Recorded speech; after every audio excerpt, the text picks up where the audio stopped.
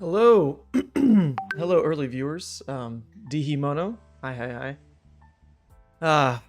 I almost didn't stream today, honestly. I have a lot of stuff I need to fix around the house, just from being gone for like almost a week. I feel bad for Sandra. I need to do my part. But I also need to do my part in bringing y'all some Levia gameplay, especially since Levia is an exciting deck right now. Like in all honesty, what's up, Marios? I accepted your Facebook request. I didn't know. I couldn't remember if I knew who that was when you sent it to me, but of course now I recognize your name. So we're Facebook friends now. Hooray! Hello, Ricardo. Oh God, sorry, I'm kind of tired. Okay, so like I'm naming this stream Worlds Testing, it's still very early to really be hardcore testing for Worlds. But there's probably going to be some Blitz games, going to be some classic constructed games, just to warm myself up for all those formats, because I don't really get to play in person much anymore. So I definitely need to just, start playing everything again, especially Blitz. Blitz, I just really didn't really want to touch this format, but I got to now. Dimono just got the PTI from the PT Invitational. Whoa! PT Invitational, when was that? Where was that? I know there's one coming up in Minneapolis this weekend. There's one in Dallas next weekend.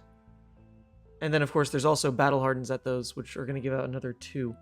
So congrats. There aren't that many left. Okay.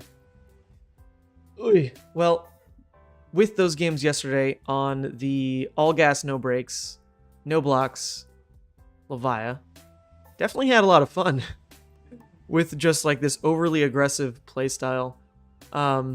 I did some tinkering with the list just a little bit, went over the guide that Vasily had written up in the Legal Levia Discord, which you are free to join, of course, in the description. And he really has put a lot of emphasis on going second with this deck. But one of the best cards for going second that just wasn't in the list is actually Command and Conquer. If you're really set on going second every game, then throwing in Command and Conquer, especially when it's a 6 anyway, for your draw discard effects with your Art of War, whatever, the ability to just potentially turn 2, slam CNC, and force them to disrupt their first 5-card hand is pretty strong, because you're a deck that doesn't want to block. So if you can throw in a bit of disruption right from the get-go, I think that's just a strong add. So we're going to test around with some small edits like that. Also change the Riled Ups to Yellow Wrecker, because it's just a 7 that can now trigger Rouse. Because I think out of all those games yesterday, I only played Riled Up once, and it was awful. It's just a yellow 6. So this is at least a yellow 7 to actually help trigger Rouse. And I also bumped the Rouse count up. So we're going to do some more playing with this kind of deck. Really had some fun with it. Just because it's, for once, like a different kind of Levia, where normally it's very hard for me to come across like a different kind of Levia, because most of them come from me. Okay, let's favorite this one. Simping for Vasily, it's called. It's kind of like the side events in nationals in my country. Amazing. What country do you live in, Dihimono? Master Jono, what did you end up playing at nationals? So yesterday we went over the whole nationals run. So I would recommend, if you have the time, throw up a stream in the background or something. Yesterday was full of a lot of stories from nationals. But to sum it up, today, I played Fi in Nationals, and I went 4-0 in CC, which I'm not going to say that was expected, but that's absolutely what I wanted to happen, so that was fine. That was fun. But then I went 0-3 in Draft, and that's its own saga of just like, what the hell did you do to me, Gem? But basically, I got paired up into 3 players that I had drafted with before in Pro Tour Lille. And it really freaked me out because I had drafted with them before and I kind of had a feeling of what they were going to draft. And so it got in my head, because then I was like, oh, if I can try to like metagame around this pod in specifically, because I know what some of these guys tend to draft, I'm going to switch my strategy to try to get ahead of the ball. And I was just so wrong. I should have just stuck with my guns and played Dromai. Instead, I went for Icelander, and somehow there were 4 Icelanders in the pod, and then of course I played against Fi twice, and like, oh my god, with a weak deck, it was terrible. Someone Oh my god, my Chinese is way too bad these days, but 谢谢你. Greetings from Taiwan. Okay, amazing. You're in Taiwan. Love it. Love it. Love Taiwan. Borders just opened back up. I absolutely can't wait to try to visit again. I have some friends who are going this Christmas, and I wish I could join them, but my travel budget this year is getting spent up for Worlds. That's for damn sure. California's expensive. So yeah, after that 4-3 at Nats, I just dropped and played Levia in the calling. And had a great time with Levia. Also, my cat's just perched over here. What's up, buddy? Woody, look, say hi. Lovely cats. Dang, dude, at least the CC practice paid off. Yeah, that was the fun part. But in all honesty, that was actually its own crazy thing, because at that point I was already 0-3 in draft, so my games didn't matter. I already knew I was going to drop. So all of my opponents in the Nationals, I asked them, I was like, hey, look, I'm going to drop from this event anyway. I don't really care if I get caught and get DQ'd. Would you allow me to play Levia instead of Phi, even though I registered Phi? And I asked every single one of my opponents that, and they all said, no, just play your hero, just play your hero. So I played Phi, and I won every game, but it didn't feel that good. I mean, I played against like a Bravo, Icelander, another Phi, and a Dromai, and I would have loved getting reps with Levia against those matchups, but no one wanted to oblige me. So, Sephoros, is this Ian? Hello. Wait, I really feel like, is this Ian or what? Ian? He's at least in the Discord. Wait, is this Ian? Or just someone? This guy, no.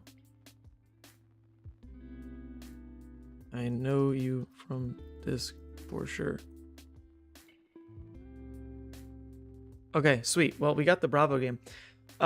This is going to be cool because traditionally a pretty tough matchup for Levia, especially when you're not teched at all for it, like no epots, no unmovables. I don't think I'm on your disc.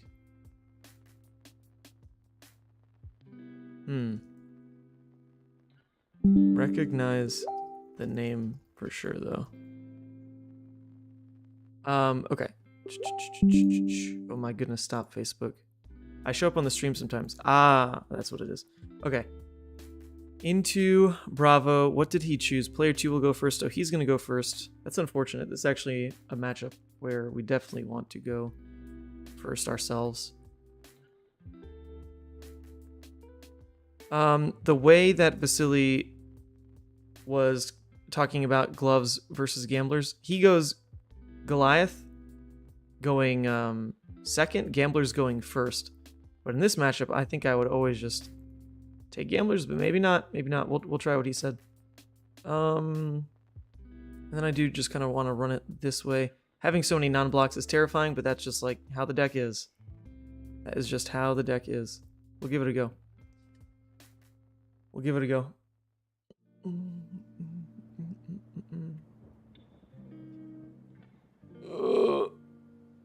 I definitely want to start playing some Icelander later this week because my teammate Brian Lorenz, who made top 4 at Nationals, we're going to do a deck tech tonight, and I'll have that uploaded on the stream.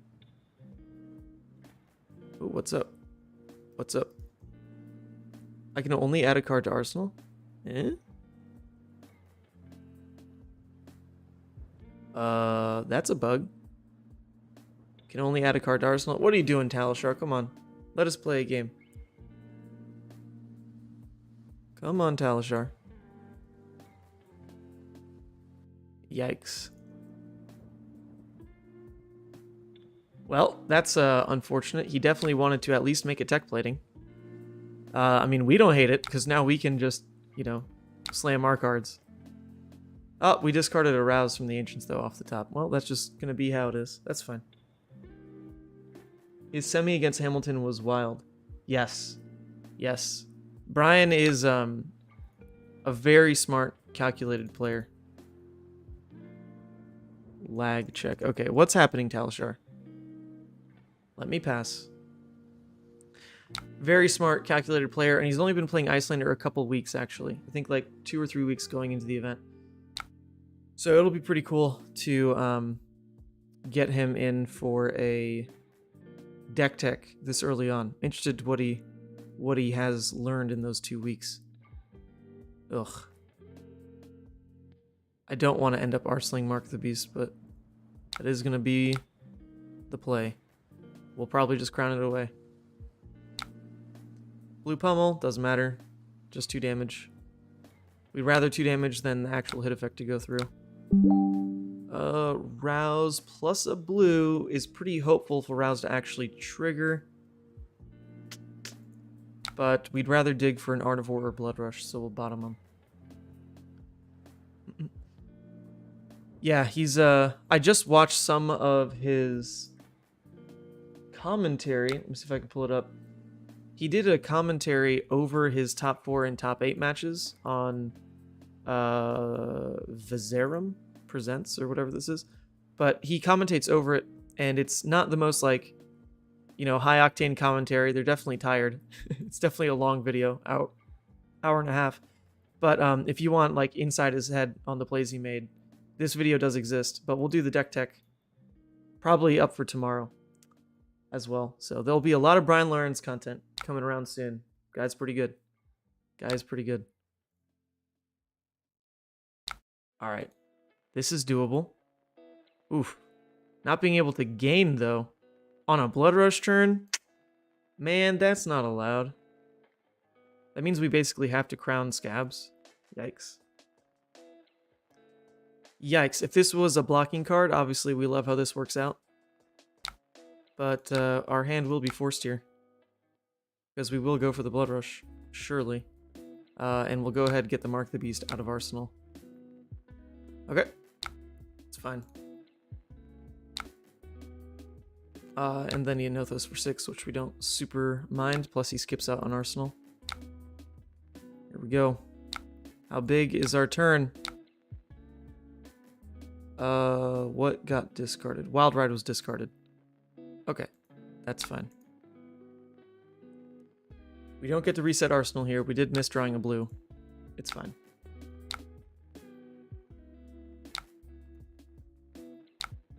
I have 1, 2, 3 misses in the graveyard, so I actually would like to Hungering over Mark the Beast. Good. We actually hit no Blood Debt cards. Beautiful. So we're not even playing in Blood Debt after all that. Pretty nice. Pretty nice. Put that there. Put that there. This turn is wildly unexciting, though. Wildly unexciting.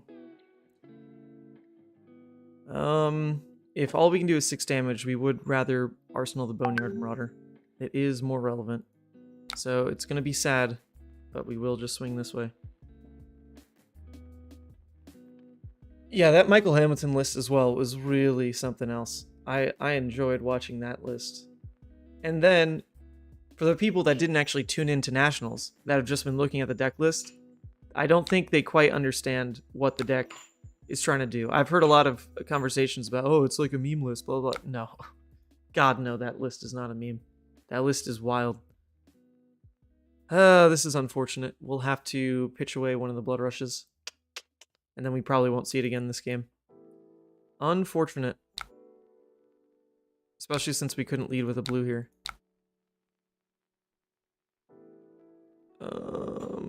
Okay.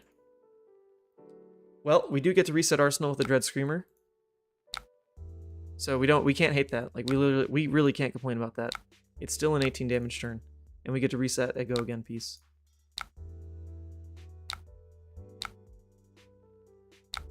Cool. Alright, well, we already have the Go Again. I guess we don't need to spend the Screamer out if we already have the Art of War. So we can just go ahead and play it this way. Go Again, banish, banish. Yep, and then we'll just come in for 14 damage. Sounds pretty decent. Just a casual 14 damage turn. We're once again pitching an Art of War to the bottom though. So we're basically out of our power cards for the rest of this first cycle. Only at 3 Blood Debt. Alright, this guy is very comfortable just full blocking us.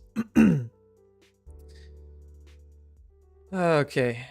Likelihood that that's a defense reaction. Guess we're not quite sure. We're not quite sure. He definitely runs them. We've seen 2 sync though. It's probably... He probably isn't on fates. It's probably just sync. So if we lead with pulping, it's pretty safe if I had to wager. But we could also hopefully just reset his turn a bit. Go Dread Screamer into Command and Conquer.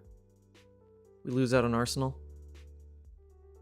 But if we lead with pulping, we risk... I mean, I guess we like risk discarding this and not drawing a way to turn off Blood Debt. But we're only at 3 Blood Debt. Oh, we'll try it this route. Alright. Discarded a Mark of the Beast. So Blood Debt is off. Blood Debt is off just from that. I don't want to spend out the Dread Screamer, so this is a bit rough for sure. But at least Blood Debt's already off. At least Blood Debt's already off. There are 2 ways to play a card game. The way the designer built your hero clan color, and then there's the way you want to make it work. The problem with the latter is that what you're doing isn't self-evident, so it seems dysfunctional to the untrained eye. Very well said. That's pretty much exactly what Michael's Icelander deck is. Because at first, you look at a deck like that, and you question, well, why aren't you just running, you know, like red, like Aether Hail and Waning Moon, blah, blah, blah. Well, actually, you break that down, and that's a 2-card hand for 6 Arcane, which is fine. It's like about the best rate a wizard can get. But you could also come in with a 2-card hand for 8, and then still just build your blue base to Waning Moon on their turn, and not use a poorly statted Waning Moon on your own turn. The deck is very, very smart. I really like how it's built.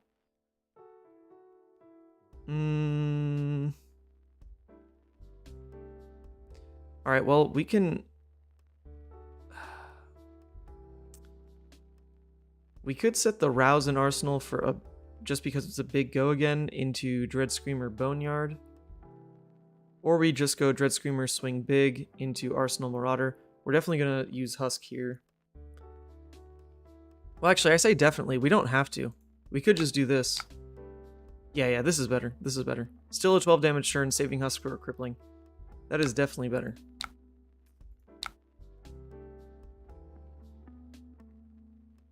Starting to get up there Blood Debt-wise, but the pressure is on. Did you play other card games prior to Flesh and Blood, Mansant? Kind of. In high school, I played Yu-Gi-Oh!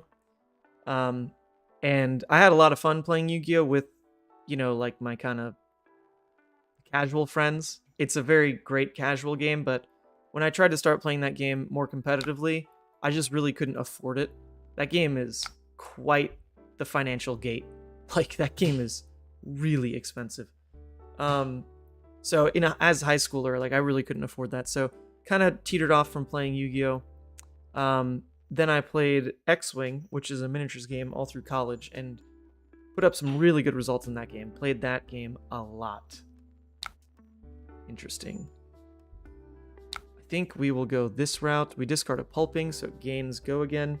And we're going to take some Blood Debt, but we can at least Mandible Claw into Swing Big. That'll feel quite good.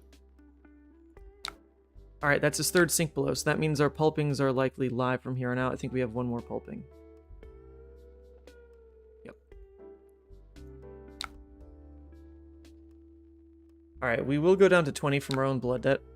But, you know, that's not game over at least. And he can't get the Quicken off this Swing Big unless he sacks his equipment, which he might. I mean, there's not many hit effects, so...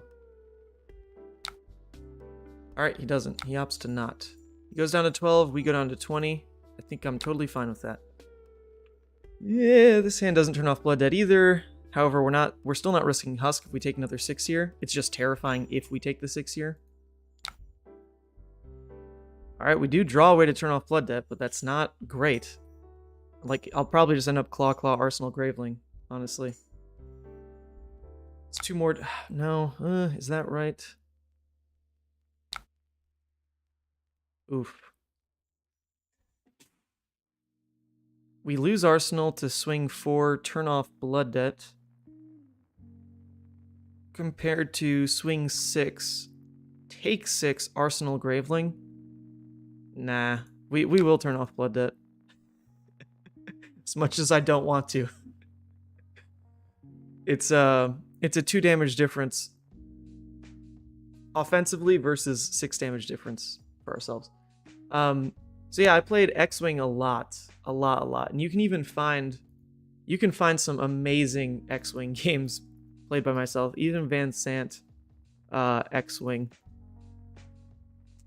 Here we go. You know, there's a bunch of other X-Wing content that I was featured in on streams and stuff. Look, there's me. Oh, before I hurt my hand. How wonderful. Fantastic. Anyway, X-Wing was its own beautiful thing. I loved that game. Loved that game deeply. But COVID really hurt it, and I was kind of already phasing out of X-Wing to begin with. The game was losing players. A lot of people just complained a lot about... Okay, this is definitely where we just do this.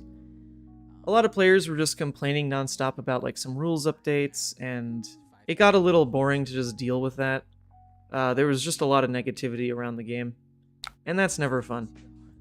So I dropped it and started playing Pokemon because I had some friends in college who were into Pokemon, and I really was only playing it to oblige them, just something to do, because it wasn't that interesting. And then Flesh and Blood came out, and holy moly, been playing Fab ever since. Although, I say ever since, June of last year is basically when it hit my store. Was kind of like the beginning of Monarch Unlimited. Okay. We do this. We have another go again turn. Our goal now is to basically never let him keep a disruption hand, but he definitely might be able to. He's still got quite a bit of armor pivot. Quite a bit of armor pivot. Which is scary. Definitely scary.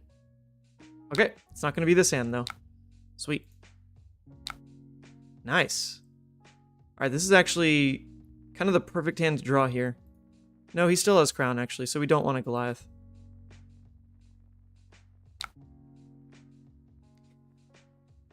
It actually depends. If he uses Crown here, because he's... Oh my god. Please don't hit your arsenal. Please don't hit your arsenal. Oh, he doesn't. This is the most insane punish. Let's do it, baby. Woo! Let's go! Alright, nice, nice. Alright, we're still not really dealing damage, though. This is the issue. This is the issue I was finding with this deck, is there's no dominates. So you really just, like, you're just hoping that you go wide, go wide, go wide, go wide, but you don't actually kill them. You're just fatiguing them out, which, I mean, like, that's fine. That's definitely, like, a way to play it. But like, you don't just end the game. Like, when you go for the Howl loop, when you go for Howl into a matchup like this, you're going to be slinging, like, 12 dominates with Writhing, 12 dominates with Writhing. These just insane turns.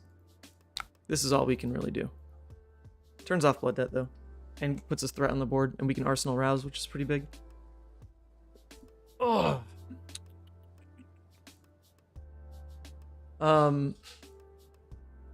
Pokemon was too much like Solitaire. Yeah, I really enjoyed Pokemon. I played Pokemon when Malamar was a deck, if any of you know the game. Malamar was this, like, fantastic single prize deck, which meant you really did just play long games. Oh. This hand doesn't immediately function with Rouse. Okay, he's throwing CNC at Blasmafet. I appreciate that. This hand would not protect my arsenal well. Yeah, I guess we just choose +1, in theory. What the hell are you doing, cat? Chill out, cat.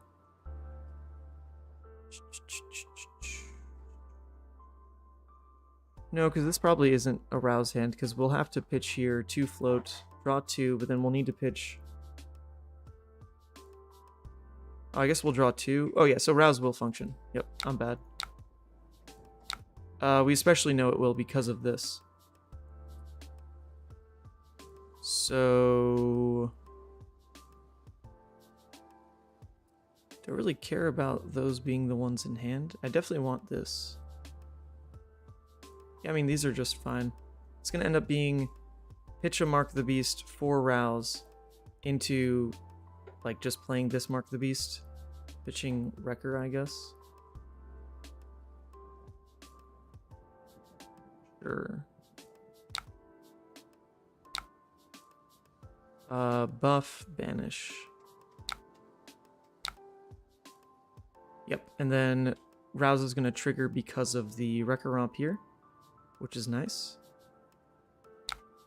So we'll go ahead and go. I can even just play the Wrecker. It's 1 more damage. Because it in Arsenal, like, definitely doesn't do anything. Yeah, I mean, it's 8 damage right now. I think it's actually fine. Just play it. Just play it. We're getting there. We're finally dealing enough damage that the game might end. And we did pitch that... Nice. We did pitch that Blood Rush, so, like, we kind of did do it. I guess we don't need Dominate if you can just conserve threat. Jesus Christ. We did it. We are gamers. Wow, another blue unmovable? Alright. Sorry, buddy. This is about to be a 9 damage. About to be a 9 damage finisher on this. Woo! Alright, it did work. GG's. Man, it's pretty insane. You can just, like, play Levia to... I'm pretty sure I blocked. I think I blocked with maybe 1 card, right? I think I blocked with maybe 1 card. That is incredible. That is actually incredible. And this is against a Bravo. Yeah, didn't I block with, well, I mean, I blocked with Husk, obviously. I feel like I blocked with, like, maybe a yellow or something at some point. Man, that's just kind of nuts. Yeah. Can't block with this deck. Doesn't let up. GG's. Fortnite gaming? I don't know what that means. I never played Fortnite. My brother's a Fortnite gamer. Fortnite gaming. Can't block, won't block? That's fair. Maybe that's what Fortnite gaming means. Don't see much Levia. You'll see her in Worlds top 8.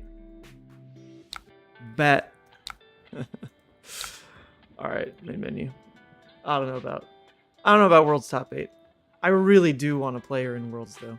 If not in Blitz, NCC. Like, I will play her for some format. It can't be draft, obviously, but we'll work it into something else. Let me make sure these are real games. Simping for Vasily. Here we go. Oh, yes, actually. Uh-oh. Looks like a DC lobby. Yeah, this is a DC lobby. Sorry, buddy. That's too bad. I did kind of want to play against Dromai, not gonna lie. Oh, nice. Hi. This... Okay, this is a real person. Good. They're not a DC lobby. This is cool. I definitely do want to play this matchup. Let's see if they choose first or second, because we do change one thing. If we go first, we take in Nourishing. If we go second, we take the CNC.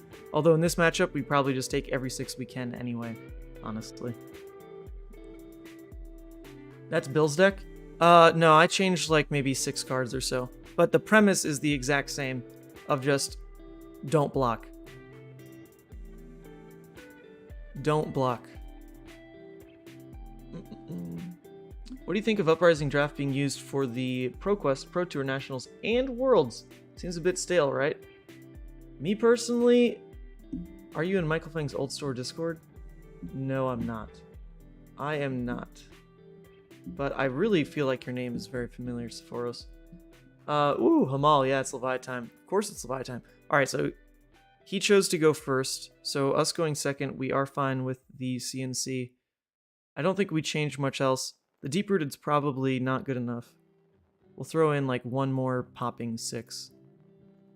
I guess like an Endless Maw.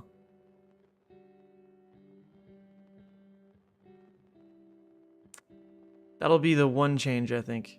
I just want 1 more popper. Do it. Ready.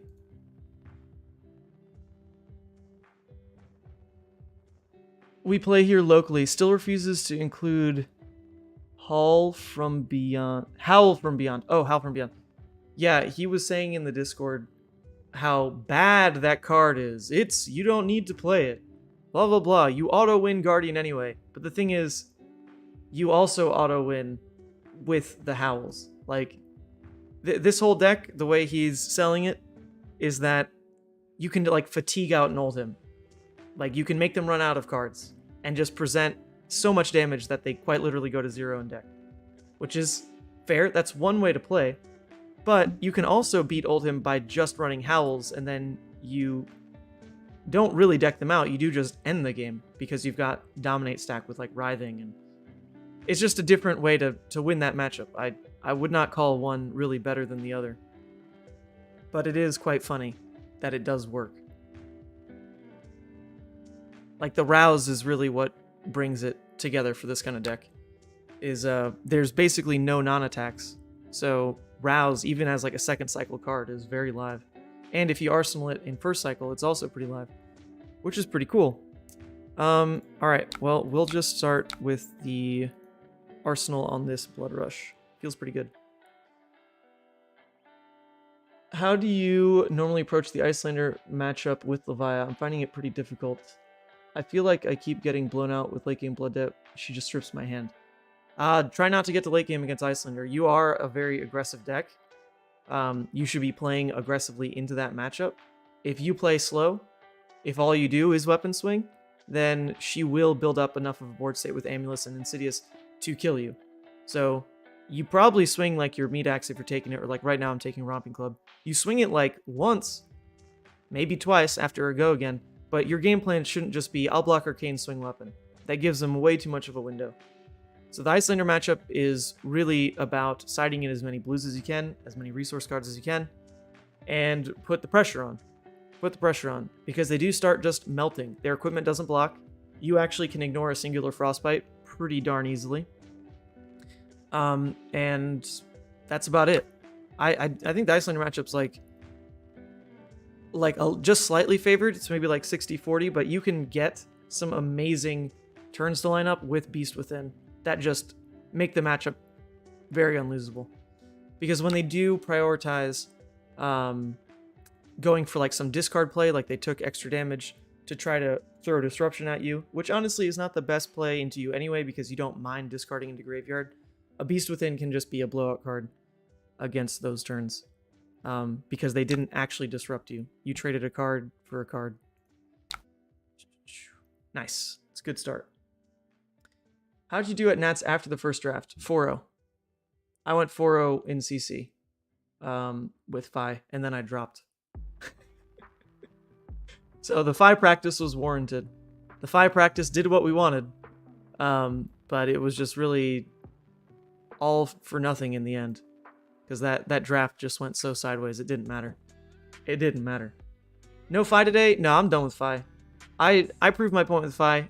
I went undefeated in Nationals with Fi, but I just didn't respect putting any time into draft because it's just way too hard to coordinate that here. I have literally like 2 local players. So putting together a draft was just not anything I really thought was worth it, but in the end, holy moly, like that was where I fell apart. I just wasn't comfortable doing anything other than drafting Dromai.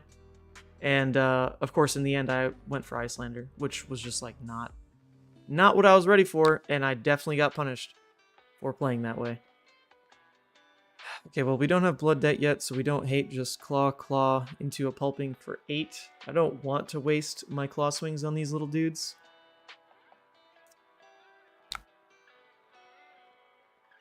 We'll put the pressure on him. Put the pressure on him. Curious why the Mono Go Again deck wanted the Quicken token. You never know, man. They might run an Ember Maw Centipede. Honestly, it's probably Dust Up. The one thing that this can really function with is Dust Up. It makes a lot of sense there. But anything else, just it doesn't do anything for. Because he did waste 1 amount of block with Crown. I think most of the time you should just take the 1 damage, save Crown. Quicken doesn't matter.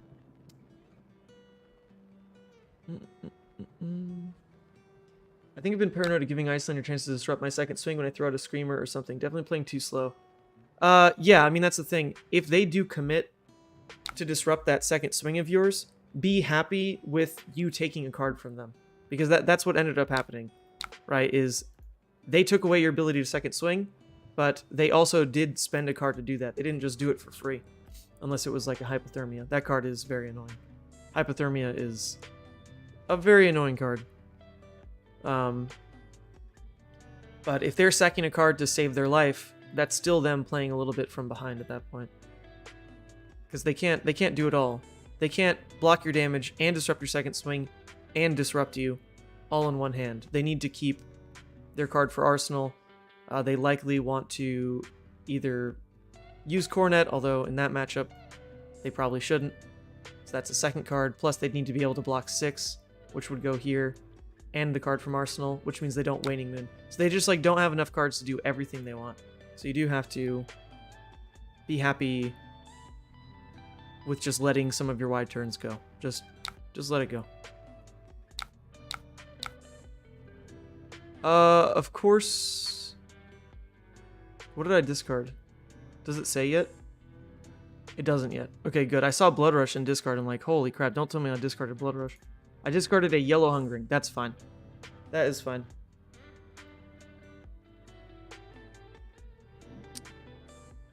Yeah, but really not too keen on playing Fi again.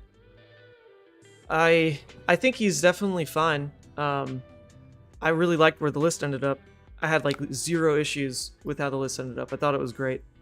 But those 4 wins with Fi were not even close to as enjoyable, as like 1 game with Levia. If anything, Fi's one of those decks that's so consistent that you kind of just... Oops, that was the wrong click. That's fine.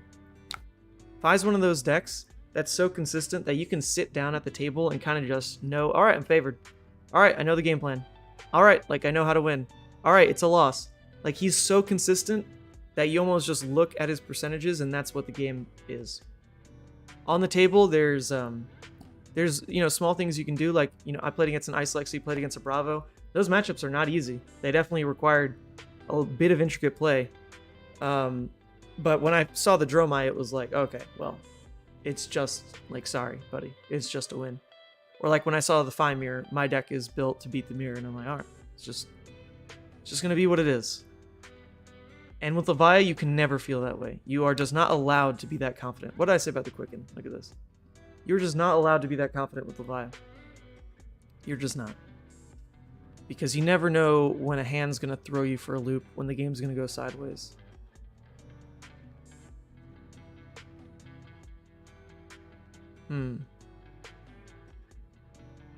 Well, it's pretty much like the only hit effect he has. The other reason to save armor would be for Kyloria with Miragai out. But he's out of Ash, so I actually do want to prioritize blocking this. Just because he doesn't have Ash. And I can go ahead and send Doomsday to the bottom. Don't need it. Don't need it here. That's like the exact same card, basically. A non-block blue in this situation.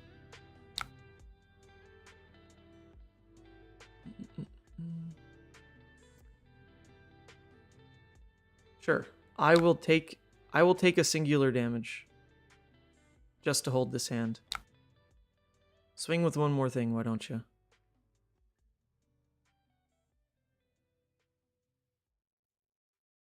Alright. He's gonna throw a Dromai. Sure. Get rid of a swing big here. If he swings one more time, I will just go ahead and eat the Blood Debt with Mark of the Beast. Oh. Alright. Cool. I guess we don't have to eat the Blood Debt with Mark of the Beast. We'll just arsenal it. Not the strongest. Not the strongest. But it is an attack.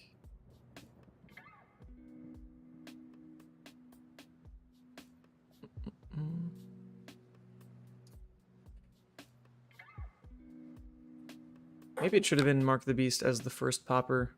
It does commit us to Blood Debt. Whereas this line makes it so we save a life, but Mark the Beast in Arsenal is pretty weak. The other thing we could do here is actually roll Scabs, just because Mark the Beast is so weak in Arsenal that if we hit, we might as well Claw Asvali, rather than Arsenal it. Which I also don't hate. I don't hate that. We're going to click scabs. Going to click the scabbies. Let's see it. A 6. No, I would not like to reroll that. That is fine by me. We'll just proactively kill the Asvali. It's not a big deal to clear a dragon like that. It's a pretty low value one, but the Mark of the Beast in Arsenal could perhaps just get trapped when we would rather put something like the Rouse of the Ancients or like a Pulping or something in Arsenal. So, we like how that ended up. For sure. Alright, once again, I've only blocked with 1 card so far. Let's see how many cards we block with. I'll start to keep a tally, actually. I'm interested. I think last game I blocked with 1 card. This game, we'll keep a tally. I'll get my pen. So far, 1 card. 1. We'll keep note.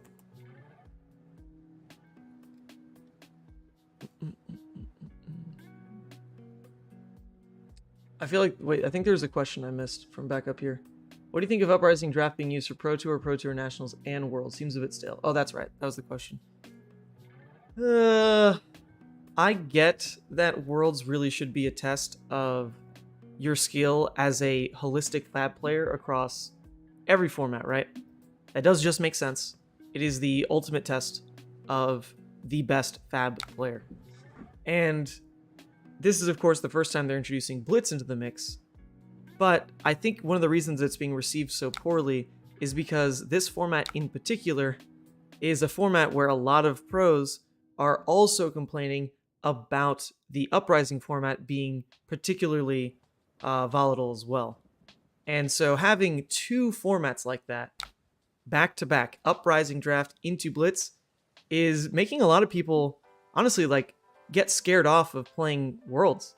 I've heard from a lot of people now that they'd rather just sell their PTI and play in the Calling, because at least the Calling is going to make consistency shine. It is a purely CC format. So there are people that are more willing to go that route for an event, even as esteemed as Worlds is going to be. Just because Uprising and Blitz together really is going to cause some... Okay, Fate Foreseen reveals, so Dominion will trigger. Both of those together is just a little bit too much variance for people to be comfortable with right now. Alright, so the smart thing for Dominion to do here, since I can pop anyway, is just banish my Art of War. They should absolutely just do that. Yep. Because I'm going to pop it anyway. Going to pop it anyway. And most likely with this hand, I'd rather just arsenal one of these pieces and swing Claw. Probably just kill the Ashwing. Why not? Kill the Ashwing. And then arsenal Graveling. Because I haven't seen a Dread Screamer yet, so that'll come up. That will come up. We'll kill the Ashwing. Are you planning on any Phi Levia deck techs? Well, here's the issue. I still don't have any of my stuff, right? And not to... Oh, God. Come on. What is this hand? This is so painful. Oh my lord.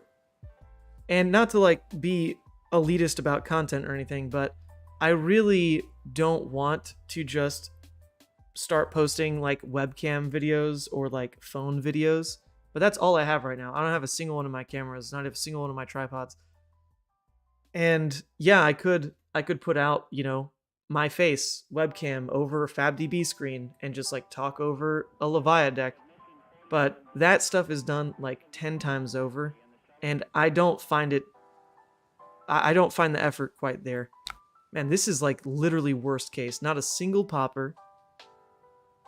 This hand is highly unplayable as well.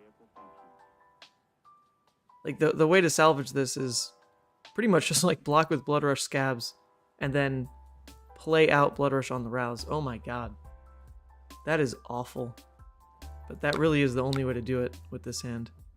Luckily, you don't really need Blood Rush to overcome the Dromai. Oh. There's the Ash generation we were talking about. Oh well, it'll happen. Go for the 50-50. No, yesterday we did that on stream, and it was a 33% chance to fail, 66% chance to hit, and it missed.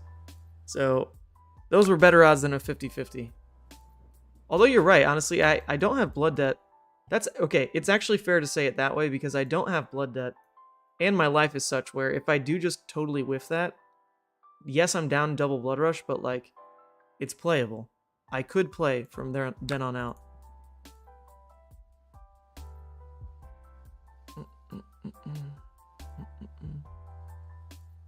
I think the effort is your knowledge and comprehension of the deck. Most people watch deck text to gain info on how hero or strat works. Yeah, that. Oh, very nice draw. Yeah, that's definitely all right. That is definitely the unique value out of this channel, is that if you're watching a Levia video, I would hope you're listening to some of the best advice you could about Levia. I can't say the best, but some of the best. And so I would hope people click on the video for that alone, but once they click on the video, I would like them to know that I try to always increase quality with every video, and I started with webcam stuff, and I don't want to go back to webcam stuff. I would like to, eventually even end up with like a mirrorless camera. And really push the quality of the videos I put out. We're just a little stuck right now because of FedEx losing all my shit. But I don't want to revert. I'd like to, keep growing. And there was already one video that broke the trend that I was not super happy about. I literally like cropped it on my phone. So the intro wasn't even right. It got like the title got like cropped on the sides. But it was that deck tech with Peyton on his Dromai deck, and it was more so because Peyton had a great weekend, and he also had a bit of a janky Dromai deck with a bunch of dust ups that he was really convinced was like the right way to play Dromai, so he needed a platform to really start preaching his gospel. And I was like, all right, we can do it. We can do it. I don't love doing it, but we can do it. And that was that. Hey, you mentioned something about this Jimmy guy last night when I talked about how sad the light and shadow cards pull, but you never finished your thought. Wow, never finishing my thought is definitely, that's pretty trademark for the stream. Jimmy Lee. You can search him. I think it's spelled like this. Jimmy Lee, like this. He used to be a very committed, dedicated Boltyn player, and he played Raiden Boltyn, mind you, not the Lumina BS. He played Raiden Boltyn, and he won like an RTN at some point back in like the chain meta, and he had, he had his day. He really was showing people that Boltyn could perform, and he's an absolute god at the deck. We actually don't hate just popping the Ashwing. I'm not convinced he's going to go Ashwing, Kyloria, and we're going to be incredibly card inefficient. I think we'll go ahead and pop it, because if he just doesn't swing Kyloria, we end up being so card inefficient on this, because we already could end up being card inefficient because we will roll scabs on this hand. So we'll just get rid of it. All right, finish the thought. So Jimmy Lee, he is, he's a dedicated Boltyn player, but he really can't play the deck right now. He's an amazing player. Very nice guy. I know him decently. And he just cannot, for the life of him, put Boltyn on the table and have any results that are aligned with how good of a player he is. He just can't do it. Boltyn is just in that spot. It's more unplayable than Levia. Oh, we rolled a 6 again. No, we don't want to reroll that. Thank you. Boltyn is just in a spot that is quite unworkable beyond Levia, because like Levia actually has damage. She actually has unique recursion pieces. She actually has like amazing value cards. Her issue is just her low variance on blood debt, basically losing you the game. But Raiden Boltyn's issue is that you're basically playing a 3 intellect hero because you need to charge your soul. And right now, the effect of like threatening 1 over is just, that is so low value right now. Decks are just not scared of that. They just won't block. Or if they do, like, the +1 Boltyn's gaining is really nothing too insane.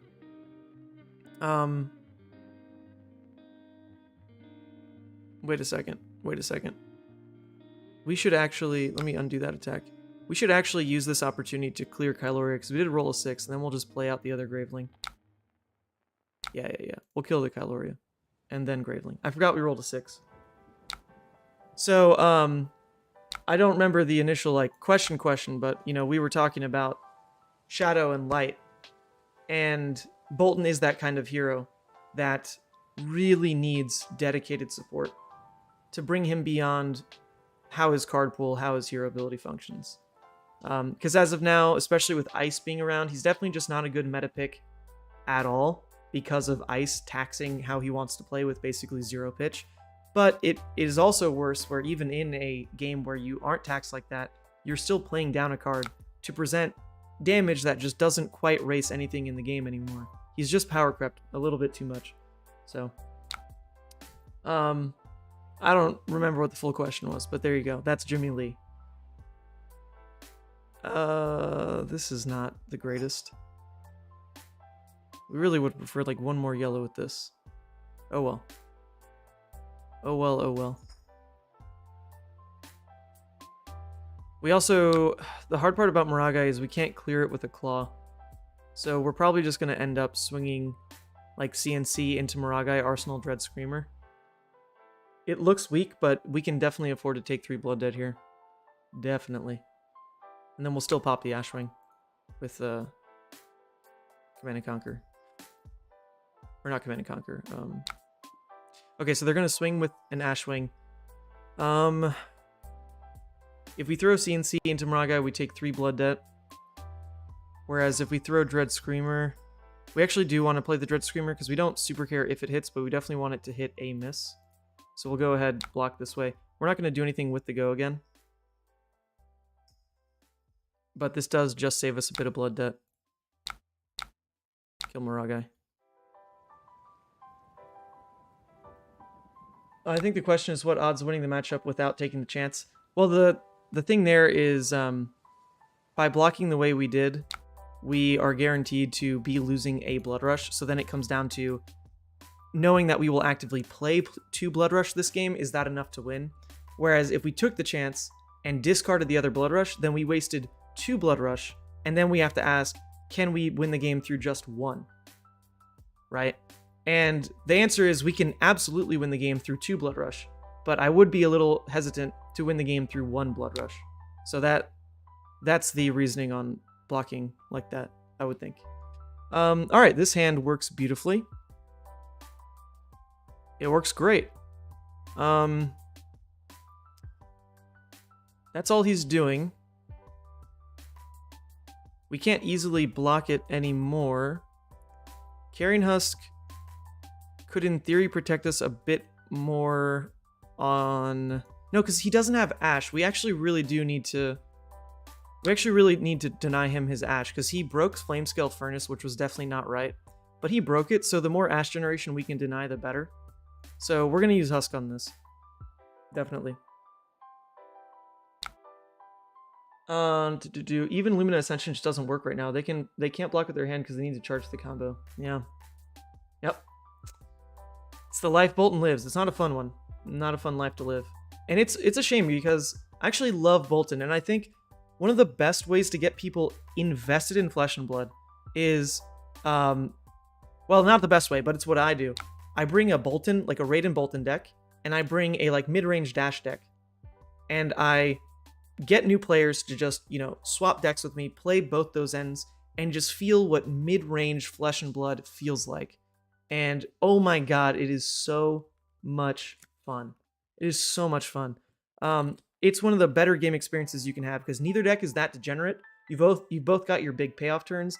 Dash can build up her items, but it's a bit of a longer game.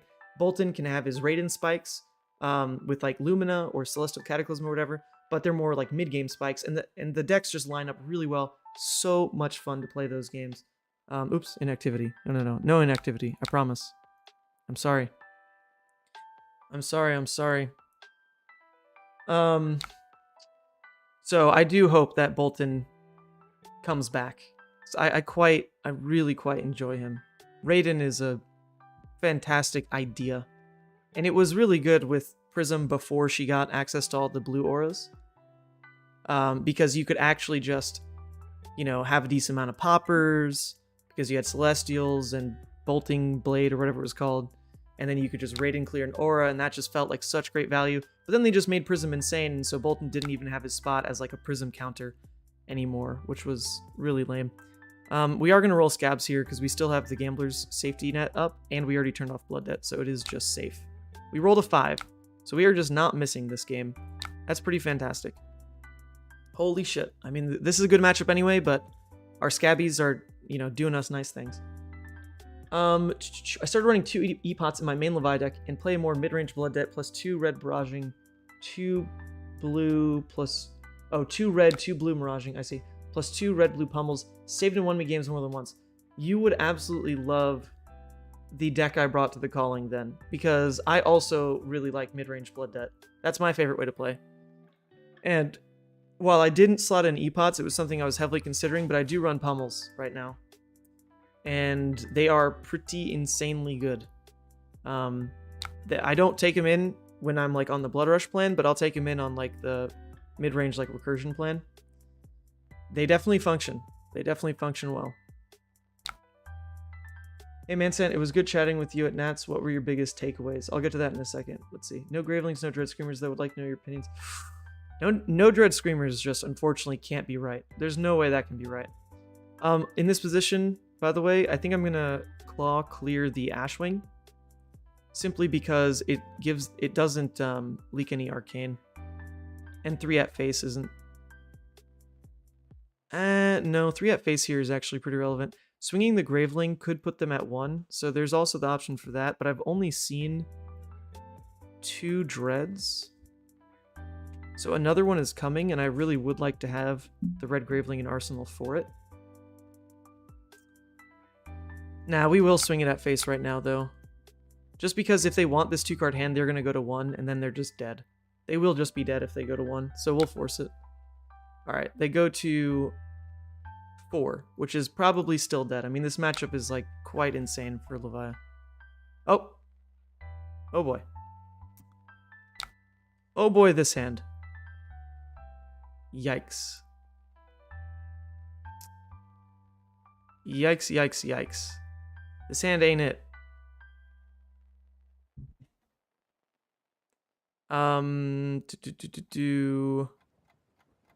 This hand really ain't it. I can pop it with CNC, return Wild Ride, no Arsenal. Nah, we'll just let it live. We're gonna take 5 blood on this turn, but we don't have Husk anymore to worry about that breakpoint. Brendan is playing right now too. Brendan who? Is it Brendan Patrick? This is Brendan Patrick? Or no, what do you mean? This is not Brendan Patrick. Maybe there, I mean, there are other Brendans. It could be a different Brendan. Pat, what are you doing? My lord.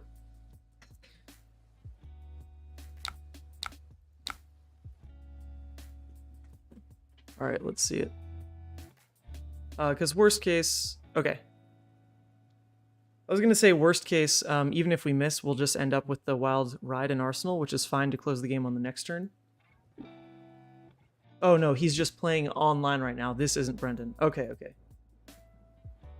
Deserve that hand for praising Levia in this matchup? This matchup's great for Levia. It is up to the Dromai to lose it, basically. Because if you just play hand by hand, like Levia has the damage if Dromai ever tries to just make dragons in exchange for life. That's not the right way to play it with Dromai. You do need to try to just full block the Levia and actually take your moments to set up like a double Chromai Miragai turn, something like that. But if you play through first cycle just taking a bunch of damage to play out dragons, then I'm going to pop anyway. It's just not a winnable game for Dromai. Brendan APG on Twitch. Oh, he's on Twitch. Thanks a lot for stealing my viewers, Brendan. Jesus. Swing Claw, nah. Art of War is going to seal the game next turn. For sure. Even on an all-red hand. Which is not even what we drew. Nice.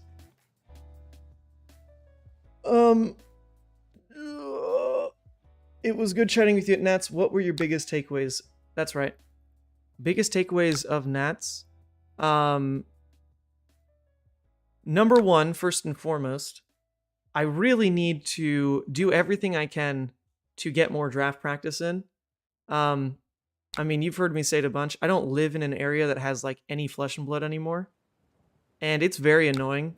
But I'm also not making a huge effort to like drive several hours away to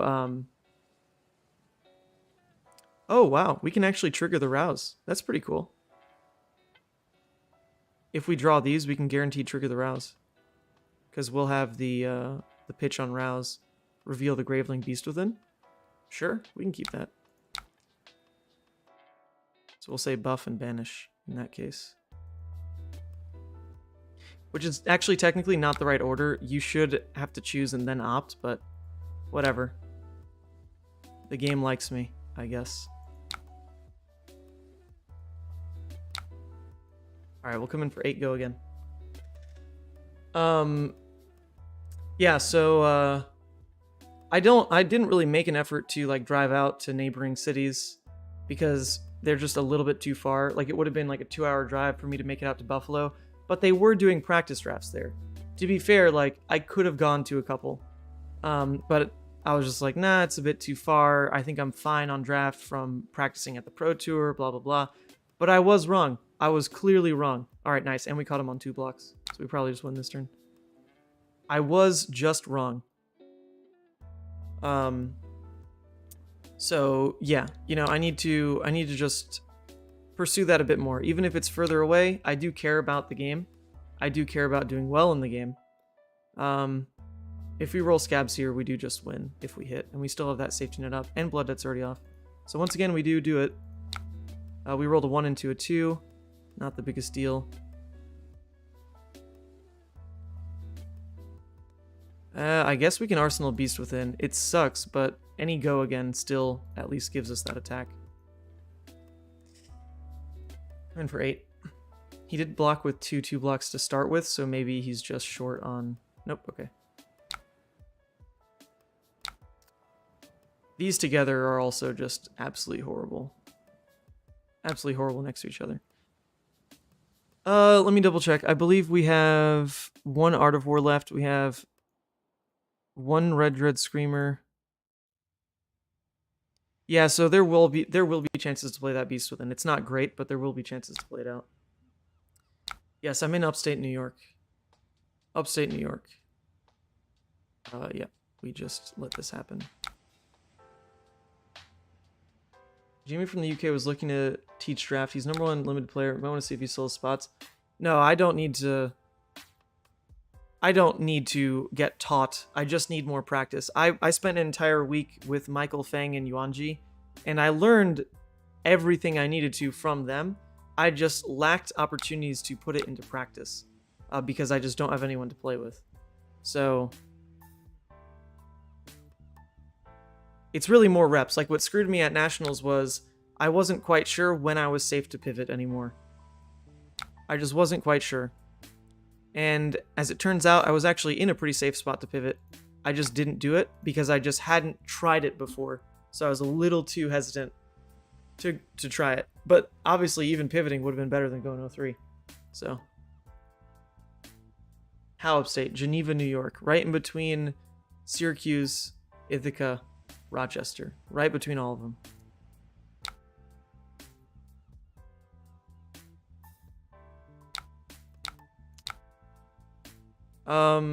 Oh, oops, I stopped counting how many cards I blocked with, but I'm pretty sure it was 3 total so far. 3 cards. Thoughts on ban announcement? Oh, I didn't even know there's a ban announcement coming up. I know a lot of people on Twitter are saying, for the love of God, please don't ban Crown of Seeds. Because that's what people fear. Okay. Well, this isn't the greatest. But, I mean, it is a hand that can service Dread Screamer, Graveling, which should be lethal. That should be lethal.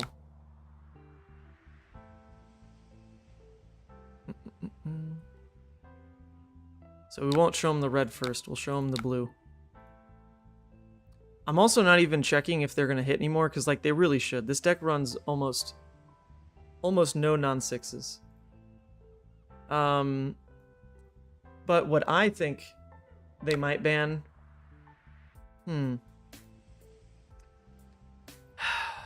Okay, so he overblocks, which is just going to be wrong, because now he's definitely dead to everything else I do this turn.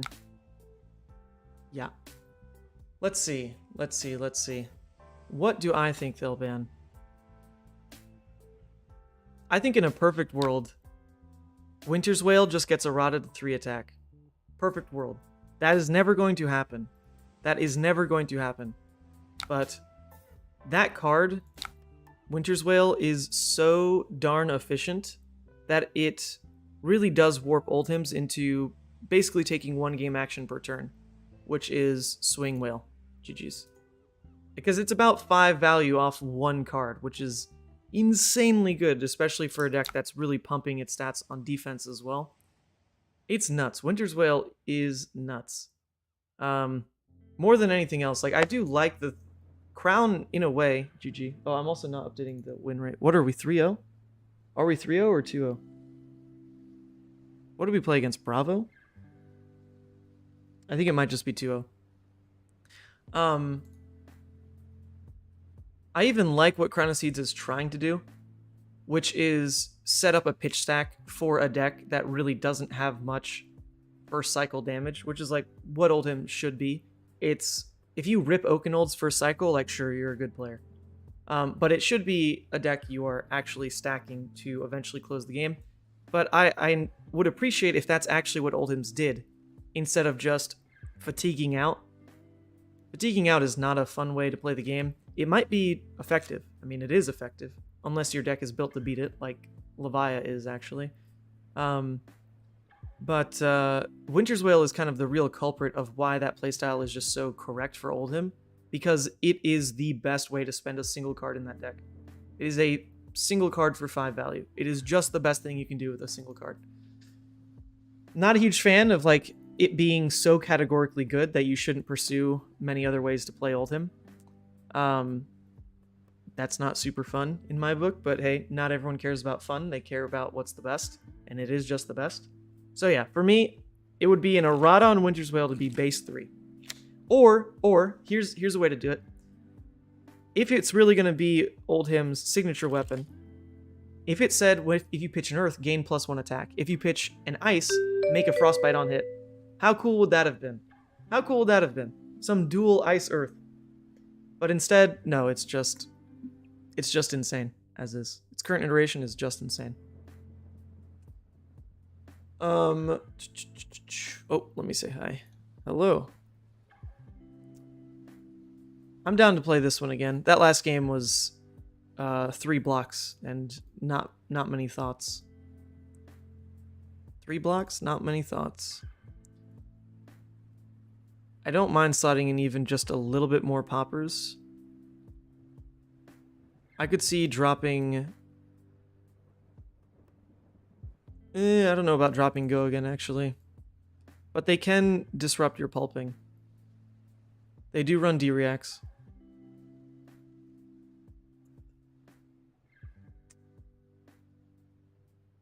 I think if anything, I'll just drop the...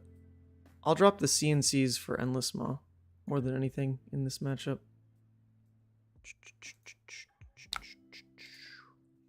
All right.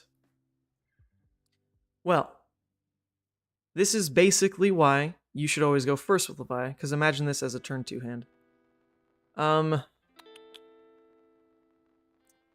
Yep, well, holding all 3 of these in hand is actually beyond terrifying.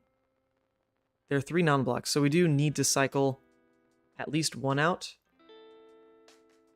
We could get greedy with Scabs to try to cycle 2 of them out, because we definitely want to hold the Dread Screamer in Arsenal. We don't want to just play Deadwood, because we could risk discarding Dread and then have to force banish it out.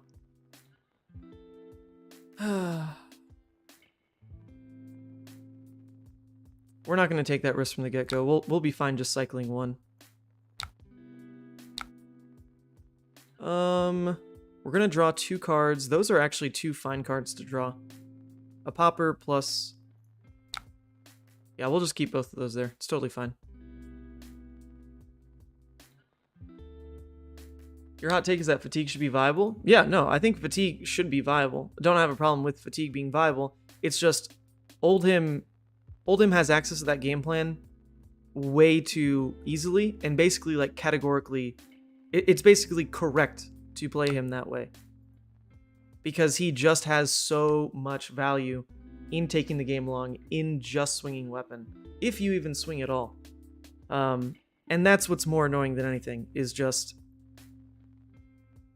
the fact he gets it so easy. Because I've played like Fatigue Levia, and Fatigue Levia is actually needs to have a way to like end the game, because you don't just have insane amounts of ways to preserve cards in deck, like with Crown, with Earth Pitch. Your weapon isn't just this incredible one hand for 5 value, but you could still do it. Do we kill Necria? Probably not. Like, Necria doesn't really get swung with. Discard Dread Screamer? That's okay. That's okay. We can still just end up Claw, I guess.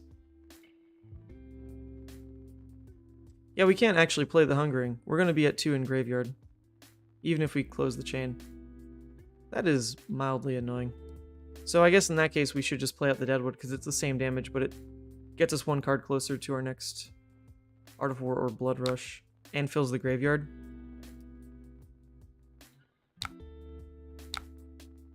Sure. Same damage. He didn't block, so he could have a plan to do something with this Necria. He's already got a lot of Ash, so if I go ahead and clear it, it's not the biggest deal. I think we will go ahead and kill the Necria then. If he plays like a Maragai, it's just a free... yeah, ooh, nice. We did banish. We'll go ahead and get rid of his red. It'll mess with Burn Them All. I do enjoy Earth Oldhim a lot. I hope they make an Earth weapon. Exactly. Like, there are other ways that, in theory, you should be able to build Oldhim, but, like, you kind of just don't right now. Because he is so good. So good at just being a fatigue monster. There's more aggressive variants of him, for sure. I think... wasn't Tarek's Nationals list a, like, aggressive Oldhim? So they definitely work. They definitely work. But are they the best?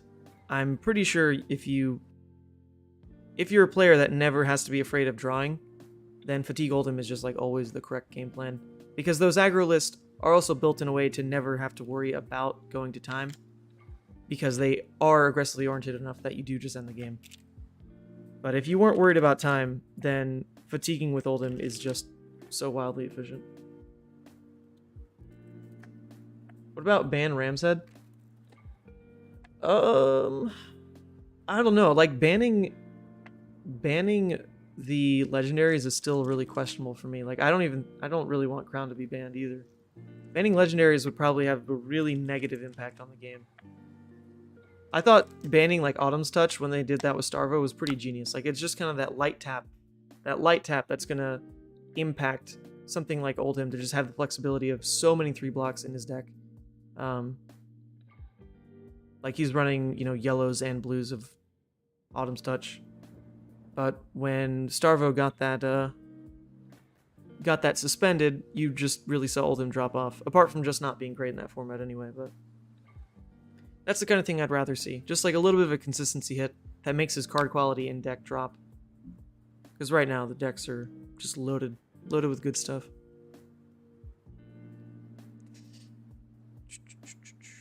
All right. So we can actually Blood Rush off of a red pitch here. We could. We'd have to pretend we double draw blue.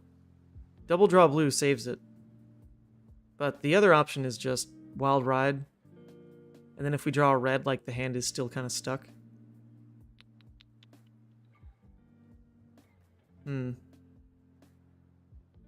We could also... yeah, I do kind of prefer to set up the Blood Rush then. Old Blood Rush. There isn't an easy way to get that out, though. Yeah, the hand doesn't really pitch in a way that lets us hold Blood Rush well, so I think we'll just lead with Wild Ride on this, because if we discard exactly this, then at least we can sink these 2 reds into killing Vincerikai. It's not the most impressive turn, but we're just resource light, so we'll pop Vincerikai for a Claw Swing. Why not?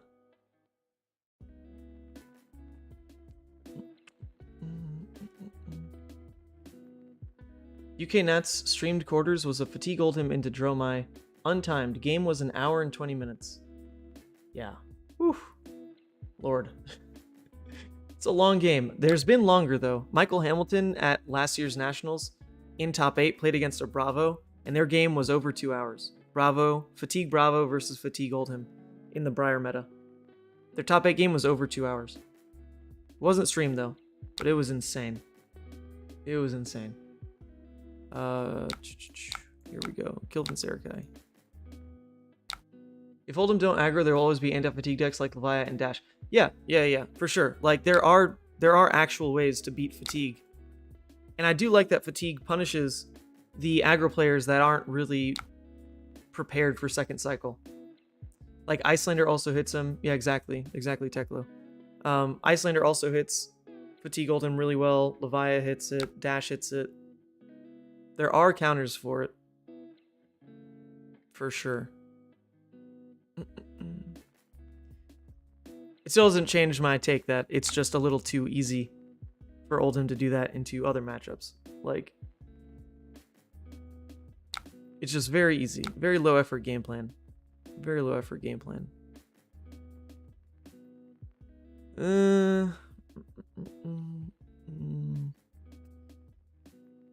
Yeah, well, this is going to hurt a little bit. We could play out Screamer into Pitch Graveling for 16 damage Blood Rush.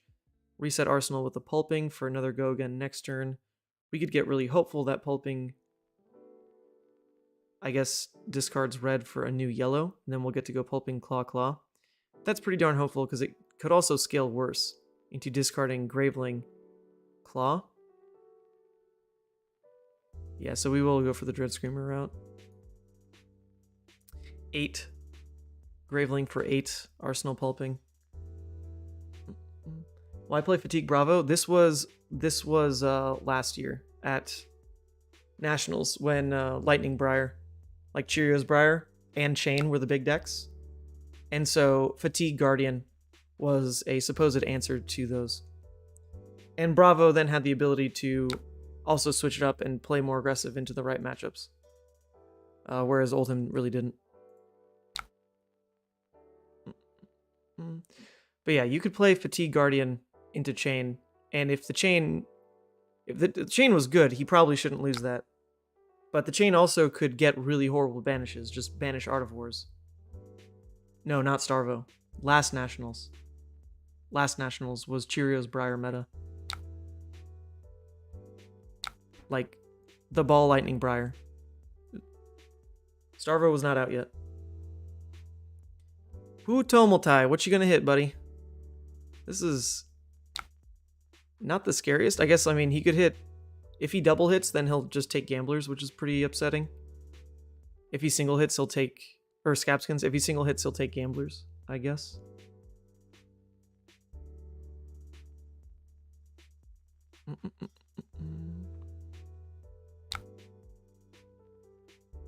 Let's see. He hit Burn Them All and Sigil, so there goes Scabskins. Which I actually always forget about that in this matchup, but it is better to just use the block on Scabskins and Crown early, because they could rip a Tomultai. Because they can easily rip a Tomultai. And so we basically lost 3 life. That's fine. You don't need to roll to win this matchup. Especially since he's already at 21. It's only turn 4, and he's already at 21. So we're halfway to the finish line. Calling Orlando. Sorry. Calling Orlando. At Nationals. Calling Orlando at Nationals. Michael Hamilton won the calling.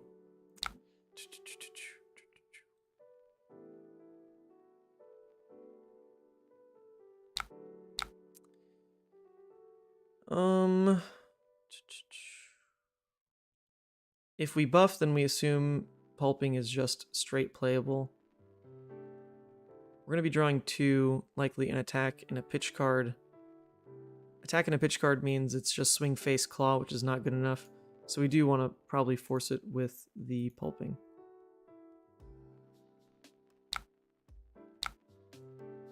Nice, and we could even hit Beast Within. Don't hate that. Although if this is a defense reaction, I'll be very sad. Let's see it. At least Blood Debt's already off. Nope. Not the worst here. If that is a defense reaction, it's not like our turn was doing anything else too crazy. Okay. Well, we can go ahead and swing Beast Within for 7 then. Oh! Nope. It was Fate Foreseen. That's fine. We can just Arsenal the Doomsday. It'll be playable soon. Hello, hello, PK. Hello.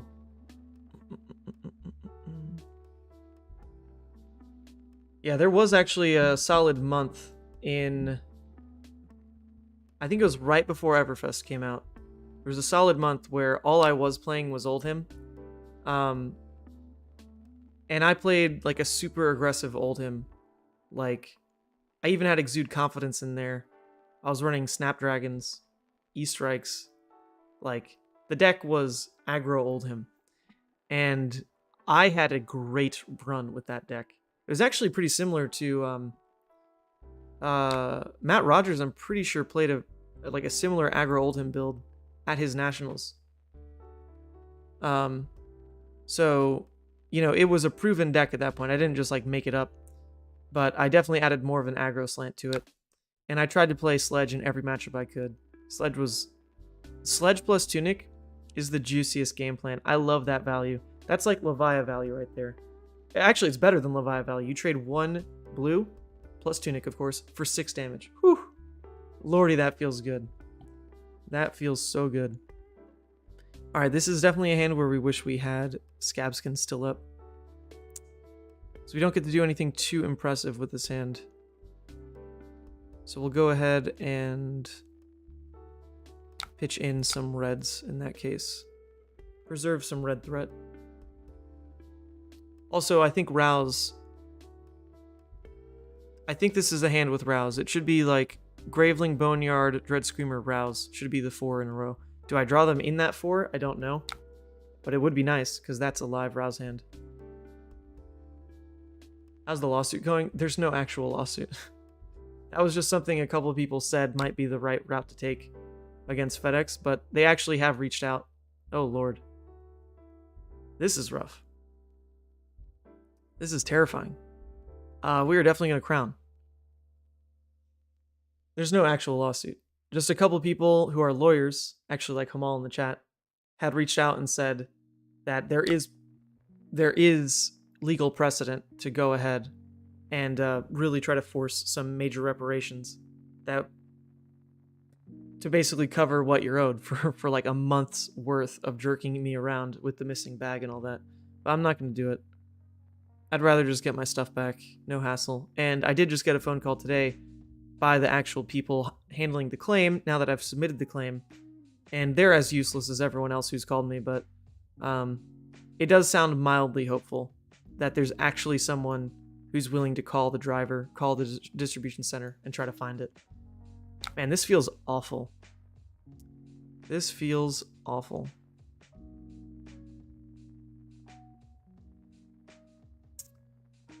But I don't really want it to be a Doomsday that I lose. But it really should be, because if we draw blue, then we can at least Rouse, even if we can't turn off Blood Debt with the rest of that hand. So it really should be Arsenal here. Yeesh. Alright, well. So we don't get to turn off Blood Debt, but we can still Rouse. And make it a allowable turn. Not a great turn. So we'll end up taking 5 Blood Debt plus 2 damage, 7 total. It's not so bad. 26 is what we're looking at to swing back 13. I guess... Yeah, that's allowed. Hand really fell flat though, my god. Drawing 3 of the same card. That is a card you definitely don't want to see multiples of. Oof, that is a little rough.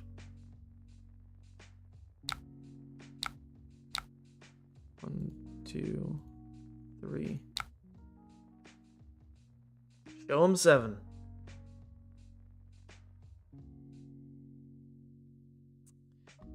These things also cost 3 to play out. Not like I want to put one in Arsenal anyway, though. So we'll just launch it. Launch it face. Blocking with a Yendurai. That's fine. That card doesn't really do anything in this matchup for him.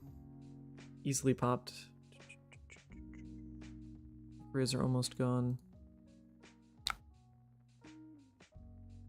Alright, come on, deck. Come on, deck. Let's get you functional. That's fine. This hand is fine. Miragai, a little annoying. Because this version doesn't run Ghostlies, it doesn't run like Club or anything. Anything with an easy 4 breakpoint other than the Blue Dread Screamers. Oof. Alright, I mean, this is something we're going to Husk anyway. So him dropping it while we still have Husk is not the biggest deal. I don't want to be pessimistic, but that happened to me once. I never got my stuff back, nor received compensation because I could not show the value of the items. Well, obviously we don't hope that that's what ends up happening. That would not be ideal. But at the same time, I feel pretty good about actually getting it back because there are 2 people at fault who are working on it now, which is the airline plus FedEx. Like, the airline has offered to cover reparations for every day it's missing up to $25 a day if I can prove that the value lost kind of, you know, is worth that. I'm not sure I can prove it is worth $25 a day because it's not like it was, you know, my salary isn't tied to what was in that bag, you know. But I could probably show something like lost YouTube revenue or something like that, and that might help me. All right. So we can't really afford to wait for a Blue Dread Screamer to really clear the Miragai, so it sucks a little bit, but we will throw this here. Just get rid of it. Oh, look at that. We actually drew a Blue Dread Screamer, so never mind. I guess we could have afforded to wait. Rough. Rough, rough, rough. Very rough, actually. Holy moly. I mean, not like I was really expecting to keep the Boneyard. That would have been ideal, of course. But with like this draw sequence in particular, that Wild Ride should have gone face because I do need to play out this card now to turn off Blood Debt. So I guess we can go ahead and kill the Kyloria with it. Jeez. Hope his full hand is not super functional. Man, we had some...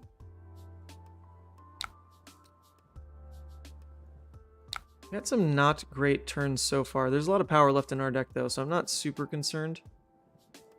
This hand is okay. Like, we definitely still have the double Blood Rush spike coming up. But we are pretty much forced to keep this hand into all the Ashwings he creates, which is not fun. That is not going to be fun. For sure. Especially if he drops another bigger dragon on this turn. Oh, yeah, he drops a Yendurai. Alright, so now we pretty much do have to just play out the Art of War. Because we can't afford to just tank all of this. We do have to block with it now. Unfortunate. 1, 2, 3, 4, 5, 6, 9. Other option is we do just take 9 to try to throw back a Blood Rush, but starting with an Art of War pitch is really low value for sure, especially without an Arsenal. I think ideally instead, it's going to be pretty rough, but we'll just go for the Art of War, Banish, swing and attack, Arsenal something. It's pretty much all we can do. Unfortunate. Is that Vasili's deck? Not exactly. Same premise though. Same premise though, just don't block.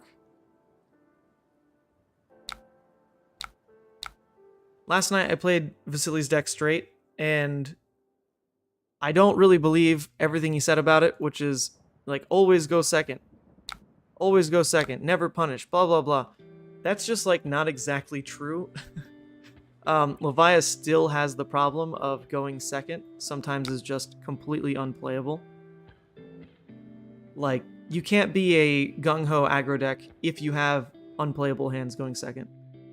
So, I don't quite believe that. But, deck is still quite good. Regardless of that. Regardless of that, it is just like every way to have go again in Brute, and you just don't block, and hope that your turns of basically 12 damage, 12 damage, 12 damage come fast enough that your opponent has to full block before you do. And you do have Husk for, like, you know, a big interruptive play on their end. So, I mean, that premise definitely does work. Alright, so they blocked with the second Miragai, so they must have the third Miragai in hand, which will be a little annoying. Especially since we just sent a Blood Rush to the bottom and spent an Art of War for pretty much no value. Those are both going to be a little rough. A little rough for us. Arsenal. Okay. Functional hand. Functional hand. And Sarakai. Interesting. Interesting. I mean, we don't really... If we go ahead and take 5 damage, he definitely swings with a Yandurai or a Vinserakai. So is 5 damage worth clearing a more relevant dragon? He just blocked with Miragai. He just blocked with the Miragai, so if we let those big boys stick, there's only really one more huge punish. The Chromai is like a mild punish, it's not a huge punish.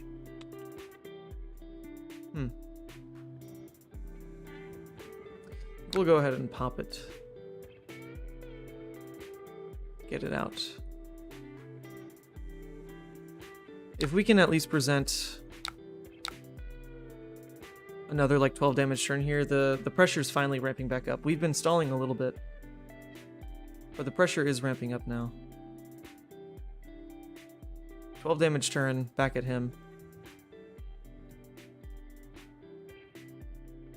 Into one last Blood Rush on the first cycle here. Oh no, that's not true. We did pitch a Blood Rush to like a Wild Ride in this game, I'm pretty sure. So that's not a first cycle Blood Rush anymore. We did pitch that. Alright, he blocked with a card. It was a Billowing Mirage. Alright. Keep on the pressure. Alright, I think we'll take a break from Levia after this game. These Dromai games go pretty long. And it's been 2 Dromai games now. Need to spice it up. Oh. There is the last Miragai. Joy. Joy. So our hand does have to go into killing the Miragai, which pretty much means just Boneyard is going to kill it, and then we'll look to Arsenal the Endless Maw. We will have to just take the 9 here. It's pretty awful. But we don't pop it, and we don't want to sack 2 cards into it because we'd like to Arsenal. So we just take 9.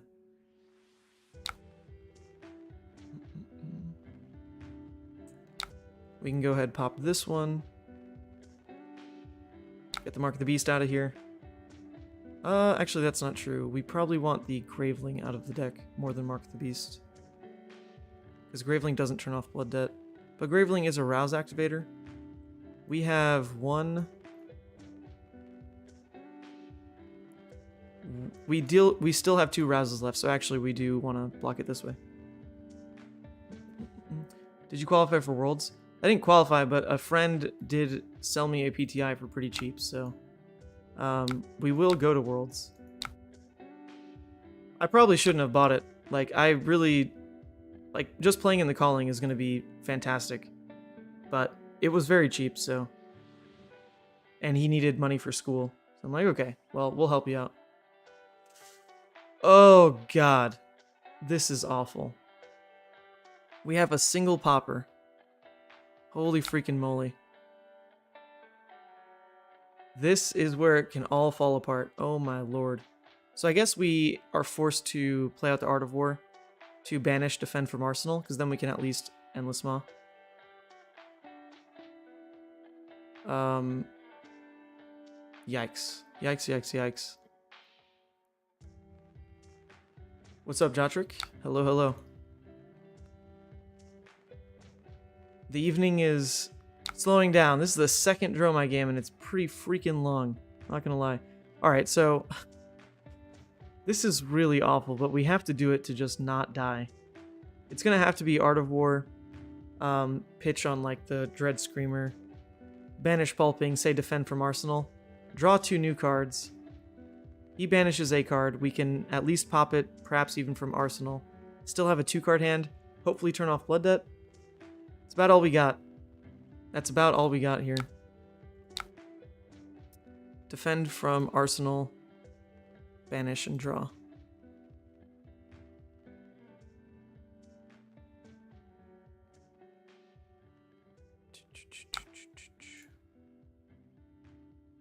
Alright. This is actually pretty okay. Like, this is exactly the kind of draw sequence we wanted. They revealed a Dust Up. Oh, okay. Well, we freaked out for nothing, basically. But this is very okay, because we get to pop it now, and we can still just return Endless Arsenal Swing Big. That's totally fine. That is totally fine. Whew! Thank goodness. Thank goodness. Alright. Let's send it. Dromai. Swing Big is not the strongest arsenal. We would have preferred a way to turn off Blood Debt for sure. But at least we get an arsenal into potentially this last Blood Rush hand. Which I'm pretty sure the Blood Rush hand is blue, Blood Rush red. Because I did pitch it.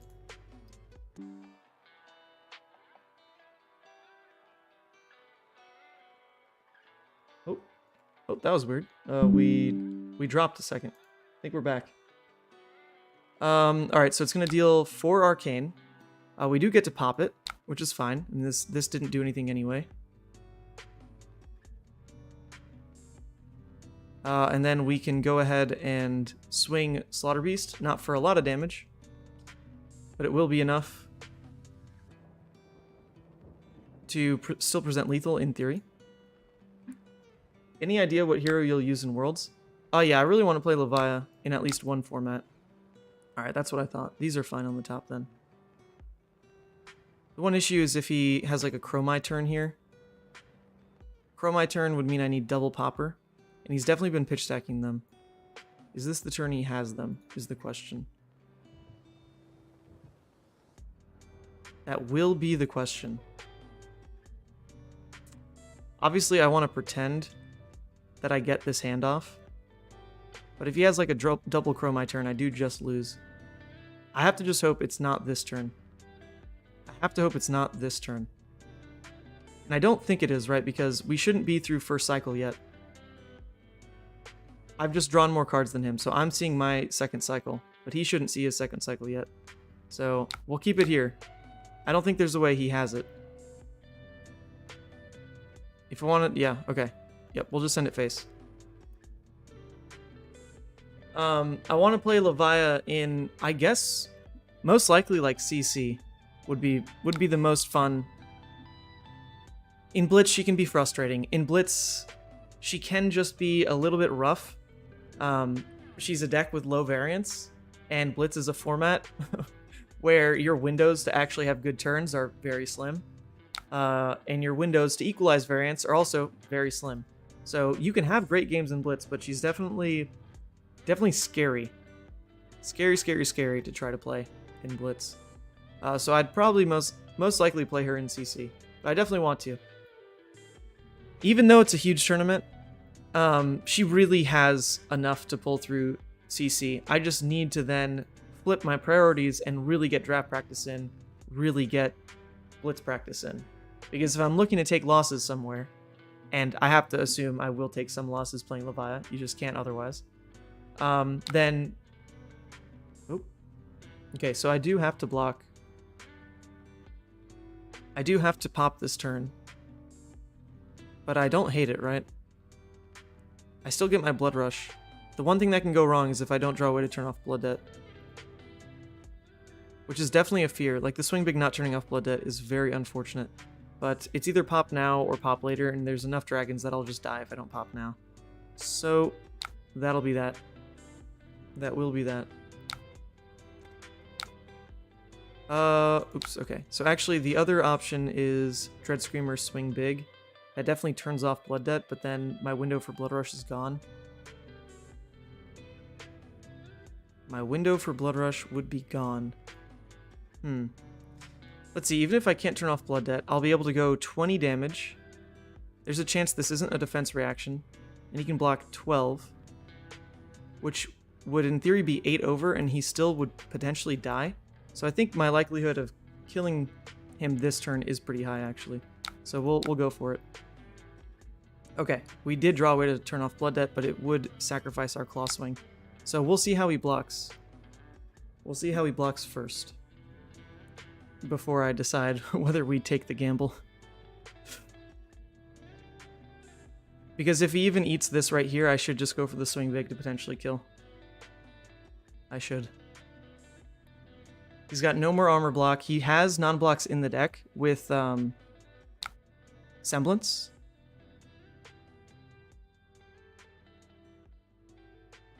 Alright, nope. Okay, so now I know. I can't try to end with Swing Big. He showed me he did have a Sink Below from Arsenal, so that does mean I can't go for lethal anymore. So there we go. He gave us the free information. That's what we wanted. This is still, you know, pretty scary. It's 9 damage. He has to block with 2 cards. We have, let's see, there's Art of War. All the Art of Wars are gone. Dread Screamer. Dread Screamer. Dread Screamer, unfortunately, we just discarded. That's also very rough.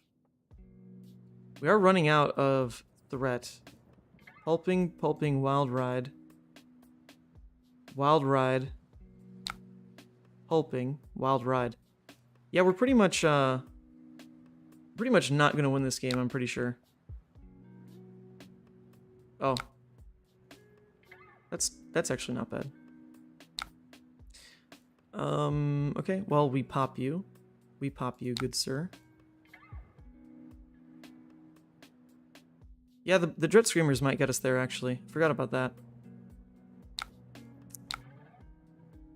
They might get us there. Send this there. Not even checking on the banish. Like, it really should be impossible to miss. And then we swing in with Graveling for 7. So we're still just, like, forcing him to full block on these turns. Not full block, but, you know, get pretty darn close.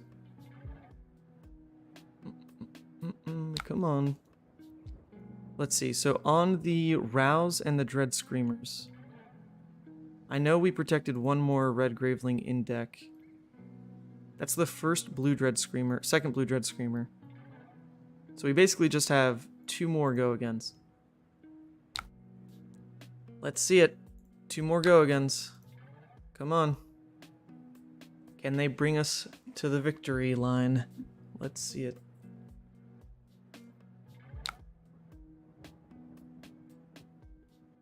Alright, well, our second win con has potentially been activated. If he takes this... Alright, it's Fate Foreseen. Jesus. So much defense. There's always the Reckless Swing. Unfortunately, the Reckless Swing is just next to the Eye of Ophidia. It's how we drew it. There's not much we can do to fix that. So we will just have to take the gamble if it ever comes up. We will.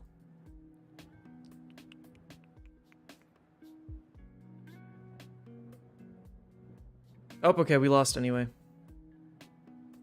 Well, I mean, we don't, because we'll get to discard the Beast Within, but... That triple draw on Beast Within was absolutely horrible.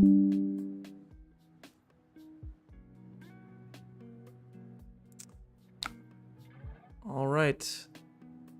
So we have to do it this way. Here we go. And we banished Deadwood Rumbler. Yeah, okay, good. Didn't lose too much life. This is still so sad. We wasted 3 life by not blocking with Scabs before he ripped Tumultai. That was definitely a misplay. Also, we didn't really have a window to roll it, but we probably could have gone for it. We probably could have. Obviously, you don't plan for him to find Tumultai on like turn 4. But in the off chance that he has that play available, rolling Scabs could have gotten us a bit more free value. We were just holding it, but no reason to hold it actually, so that was wrong. We had that horrible Rouse draw. Oh my god. The Rouse and triple. Oh wait, what the hell? We have another Blood Rush in the deck. Interesting. I missed that.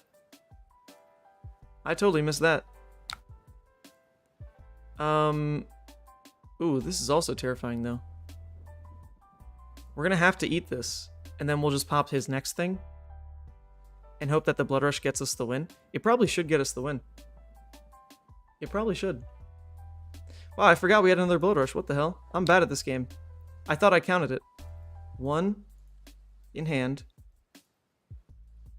1. Wait, have we actually pitched every Blood Rush? That can't be right. Oh my god. I'm like completely checked out. There's no way.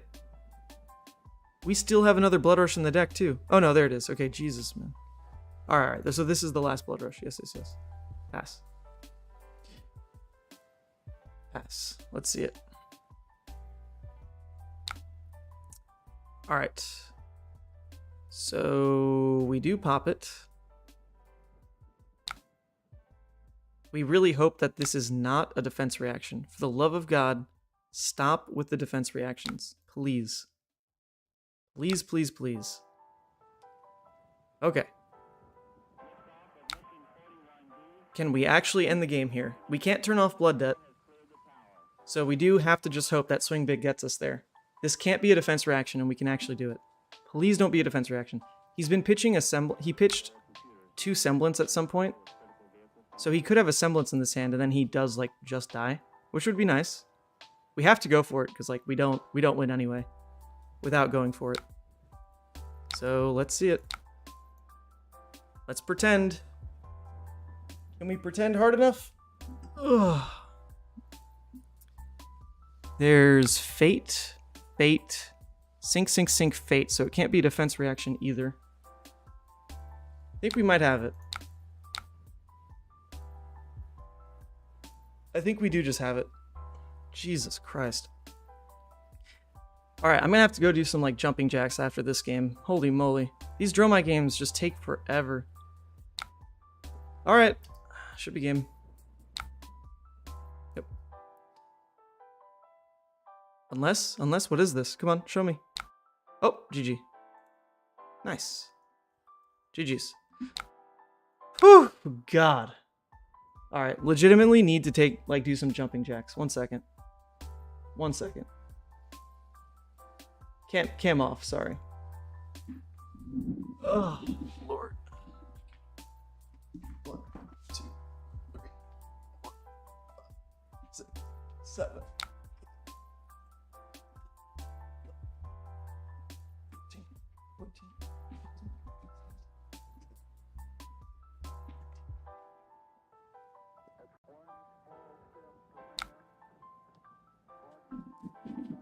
Oh. Okay, there we go. Sheesh! My word. Alright. Those were some long Dromai games. My god. But, I mean, the deck is fully functional, as you can see. Fully functional. Like, really impressed by Rouse the Ancients. Really, really impressed with Rouse the Ancients. I had tried this before Everfest came out, but I was running, like, Red Smash Instinct, you know, trying to find other ways to bump up the Rouse triggers.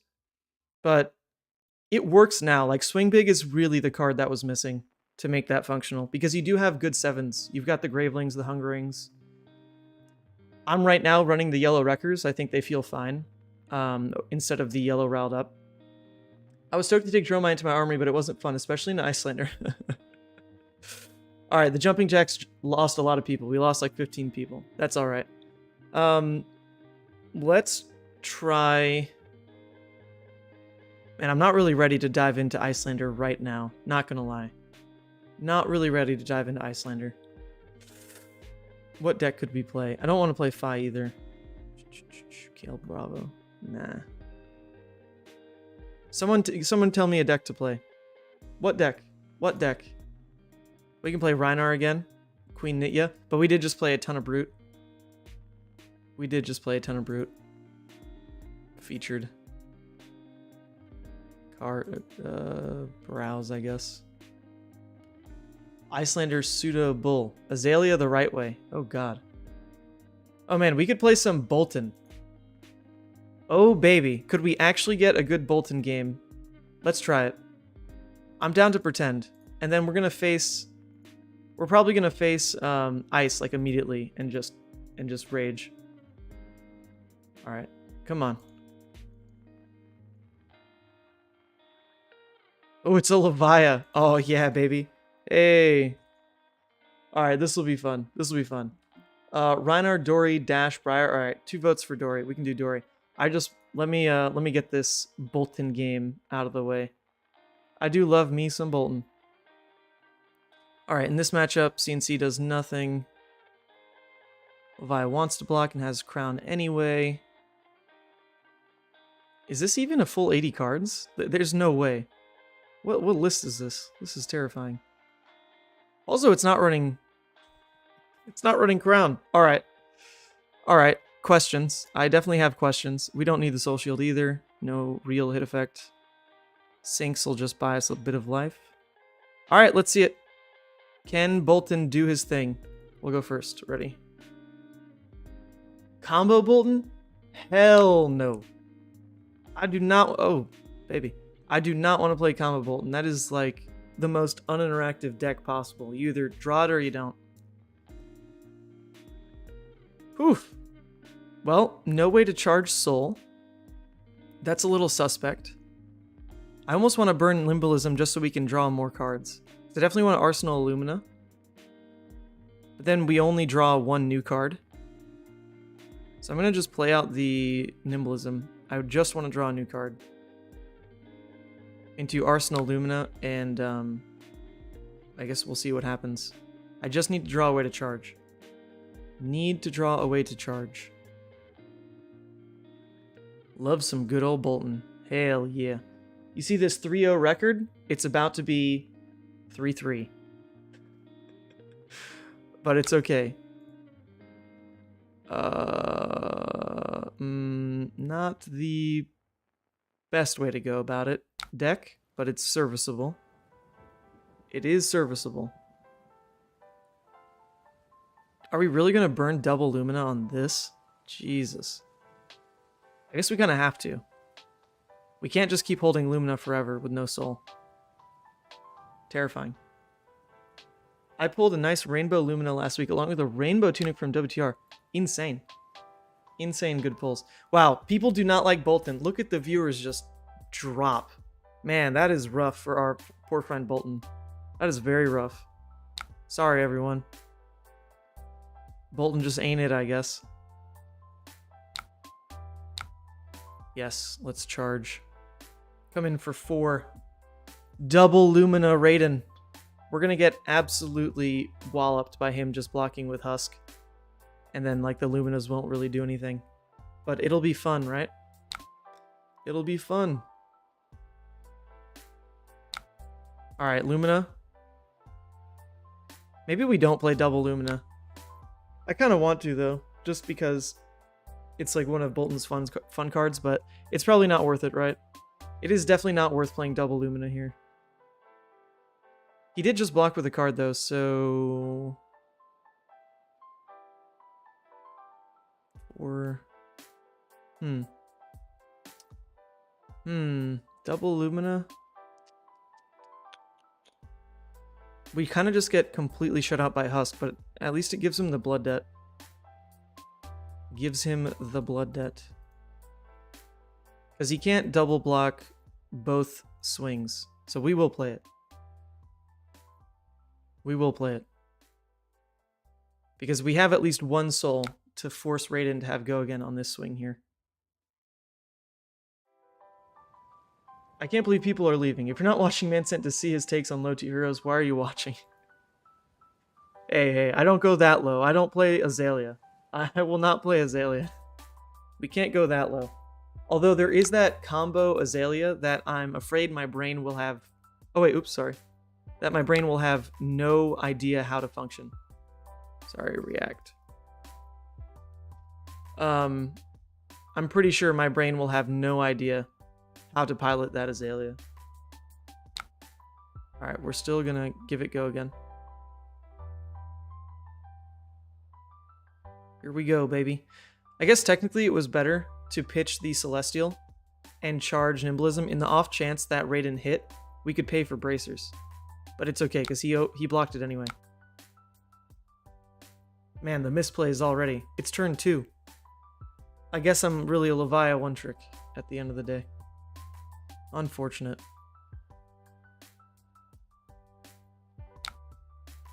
Azalea?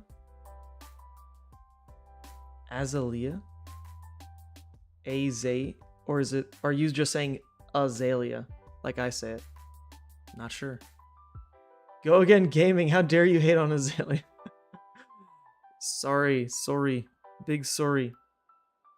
Yeah, no, Azalea, I'm telling you, like, that Azalea deck at Nationals, that was the real deal. That stuff was insane. That deck was nuts. I heard that, like, one Terra Sunder was all that was standing in between that deck actually winning and not. That's pretty remarkable that the deck got that close. Alright, this hand is, you start to see the problem with Boltyn, is his card quality is atrocious. Look at all these yellows you have to run that just deal less damage than their red counterpart. This is very sad. Well, we're not blocking that. And I guess we can go ahead Beacon, because it is a Tunic turn, and we don't want to waste the Tunic turn. So we can go Bolt, Charge, Engulfing, Pump, Draw, Beacon, no matter what. That doesn't sound awful. It nearly beat young Oldhim. Oh boy. Oh boy. There was a Prism, a young Prism, that also had her day at Nationals. And a freaking Levia top 4 Greek Nationals too. This was like a tale of unsung heroes this past weekend. It's pretty great.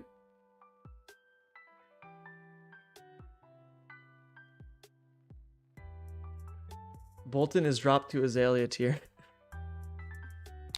Yeah. Yeah, I really don't think I've probably seen more Azaleas recently than Boltyns. It's remarkable. Alright, so it would take all of our soul, but we can Courageous, draw, Beacon, go again, search something for Tunic, like the, I don't even know if it's in this deck. We'll let that resolve. We'll give it go again. Let that resolve. And then Beacon.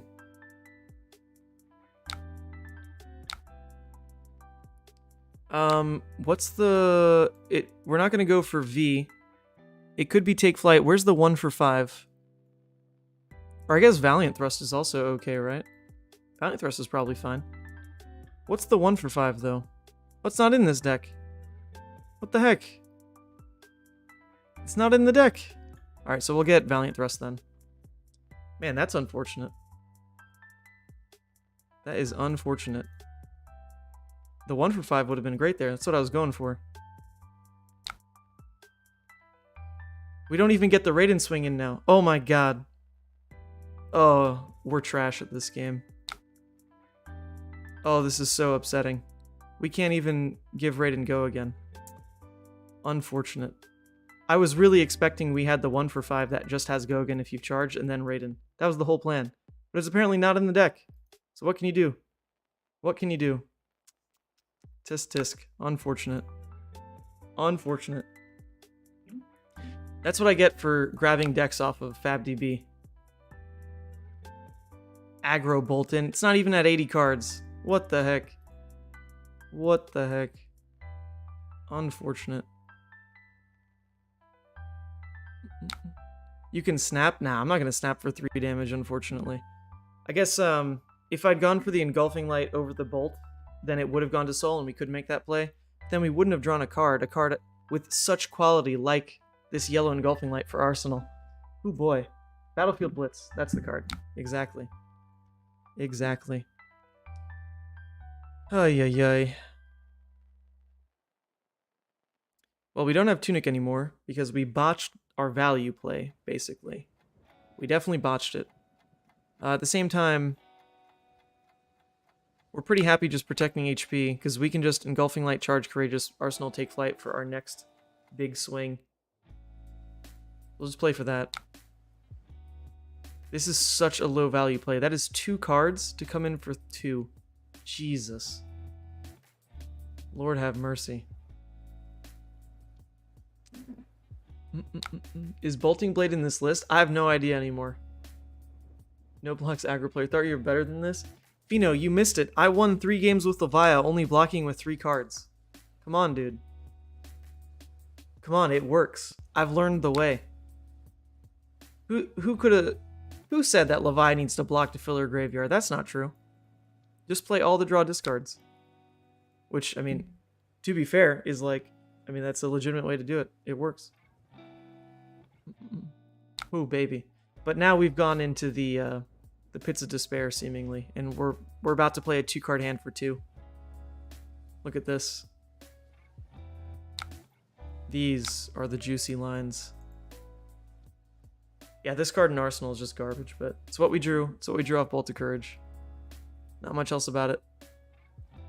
We will Arsenal Take Flight and pray that we live towards our next Tunic to probably not even have a great turn, because this deck seems to be missing.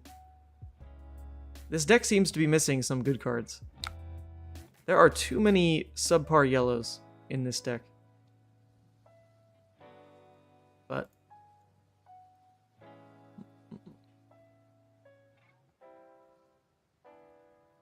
whoa, Metrics, calm down. You can't say those things around here. You're not allowed. Oh, alright, our Levia opponent drew a Blood Rush back-to-back. That is good. You do tend to win these games. I really hope he does. He's on Ebonfold, and he just used the Ebonfold. He banished a red. Alright.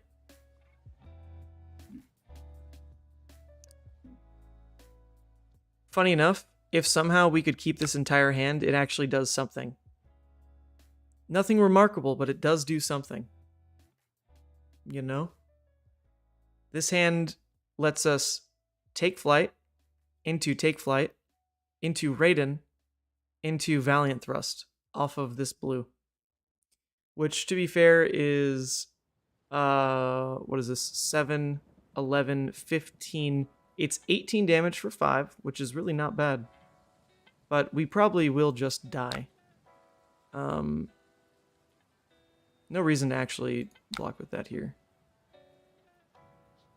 I don't want to give up this hand because Boltyn scales terribly. Like, this hand does nothing if I start to block even with 1 card. So we'll potentially just take 20 damage here. Could be great. Could be great. I'm feeling it. I'm debating on if I should talk about that in my Nationals recap video. Honestly, Fino, I would. Honestly, I would. Some people deserve a little tarnish on their name. And that was one of those scenarios that really... Like, when you're a recognizable player like that, you just shouldn't pull what he did. Not gonna lie. Like, to get away scot-free on that is... pretty annoying for the community, I would think.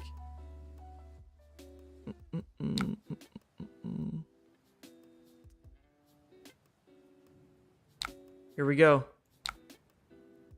5 cards for 18 damage, which to be fair is like pretty darn good. And we're leading into our Tunic turn. So that doesn't feel awful either.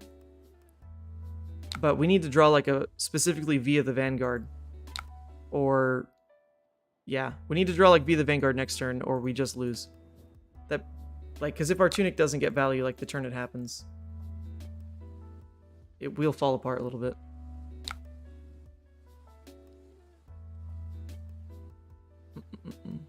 But it's not like we're presenting lethal. And he could just rip another Blood Rush. That'd be fantastic. I would really appreciate if my opponent rips a Blood Rush next turn. Here we go. It's all we can do, team. That's it. If only we didn't have that two... Oh, alright.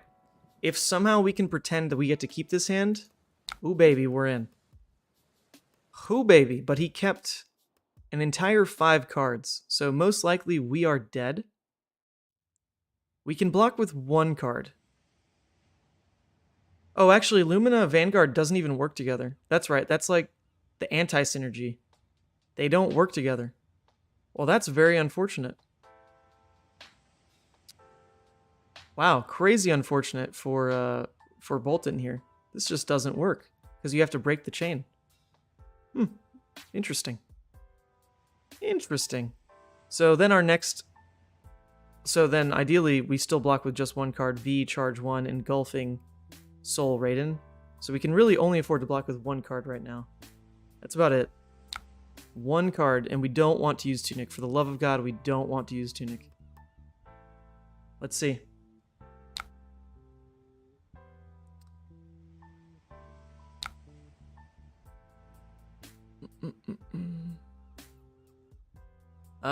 Well, this is terrifying. Oh wait, oops, undo block. Skullcap doesn't block yet. Yeah, this is horrifying. Oh my lord. We're basically going to not win. That's pretty much what's happening here. We're just going to not win. But we can pretend. Because even if he just swings with a claw here... Oh my god, it's a hungering. Jesus. Levia, chill, baby girl. Chill. Sheesh. Alright, this is all we can do. We hope that they brick Blood Debt next turn. We hope. We hope and we pray. I'm just gonna Arsenal V. Alright. Die to Blood Debt. Die to Blood Debt. Die to Blood Debt. You can do it, Levia. Oh, never mind. They ripped their 3rd Blood Rush on turn 7. Sweet. Man, so this is what it feels like to play a really shitty deck against a Levia. Levia actually looks really good. Look at this. Triple Blood Rush by turn 7. Sheesh. Okay. We'll sink. Alright, get this 2 block out of here. Nice, we drew a 3 block. We're in, baby. We're in. Oh, Jesus Lord. We're out. All of a sudden, we're out. Well, we tried. We tried. We definitely misplayed by not looking at the deck list. Because there is no Battlefield Blitz in the deck list. Definitely rough. Definitely rough to have that happen. GG's. But also, yeah, Boltyn, I'm sorry, buddy. That was all right. I'm not sure it was fun. It was all right though. All right, we can play Dorinthea. I'll play a Dory game. Get all the warriors out the way. Cheering for Levia. Oh yeah, I definitely wanted Levia to win. I just also wanted Boltyn to do something. And he didn't. Where is Dorinthea? I had a list I was playing. Alright, trash this. Freaking aggro Boltyn copy.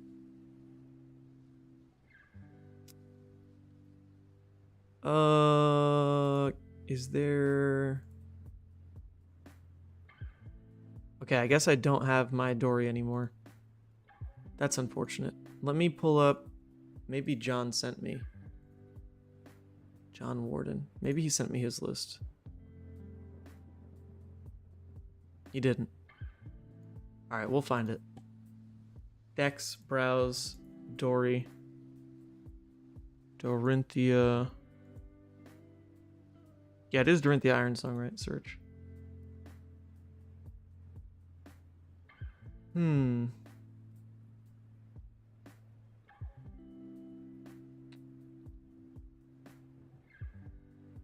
All right. Man, taking a random Dory. Oh, this one's okay. This one looks real. Pretty in depth. Not just a random Dory. Not bad.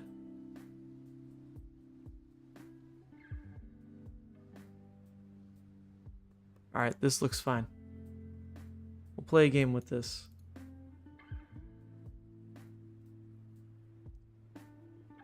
All right.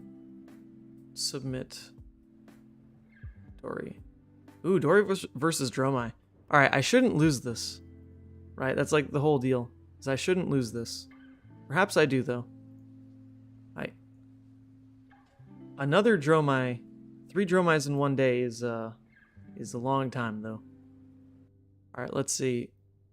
How does this work? What is this deck up to? Racer's Crown, Courage.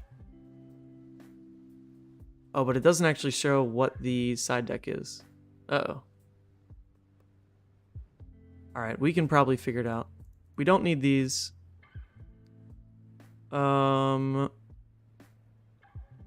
It does run the poppers. It runs Nourishing. Oh, we don't need that. It runs 1 CNC, 1 Nourishing, 1 Erase Face. Well, how is this in the deck? This is not correct. It shouldn't be possible to have this in the deck, right? That's interesting. We take out these.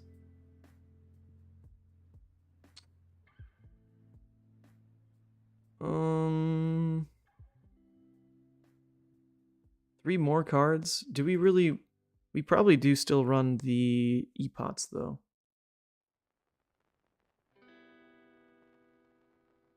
I don't quite know. Take out Fates. Yeah, the Fates are out. They're out up here. I'm not quite sure. We'll take out like one of these. I do just want to run a clean 60. Take out the 1 Driving Blade. I don't really know what to do with that card.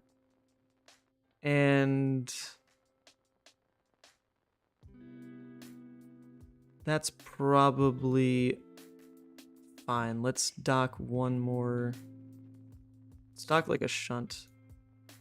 And we'll go second. Ready. Oh no, sorry. Oh no, wait. This is not right. I thought I clicked my... No! Wrong boots. Dang. Uh-oh, I thought I clicked Refraction Bolters. Scuffed. Oh, what's up, Xenon? Hello. Take out Epot. I dropped one. Also, this should be Tunic. Oh, God. I don't want to play this anymore. I can't improv these decks on stream. I'm too weak a player. I ain't it. Alright. Well, we can go ahead and get rid of Out for Blood and the Warriors. They are the lowest value cards. Into Furnace. Into Sigil. Good turn 1. Good turn 1. The problem with playing decks I don't play is I can't really juggle chat and the game. And that's unfortunate. I do prefer interacting with chat over anything else. Like, the gameplay's here just because there's gotta be something to do, you know? Gotta be something to watch.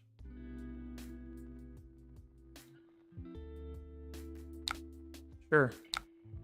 We'll go ahead and make that hit. Why not? We might even get a counter. Oh. There goes that. I guess we could, though. It's, like, just not worth it, right? There's just no way it's worth it. We deal 1 damage, we swing, he just blocks with the card. We'll just let it go. We'll let it go. We'll just Arsenal the Iron Song. That's totally fine. Do. Here we go. Arsenal. Ooh, Lord. Double popper is not how you want to draw. Definitely not how you want to draw. In fact, because of double popper, do I even want to pitch into this? My hand otherwise is pretty weak. No way to give go again. I guess we'll just end up holding it. It's not the biggest deal.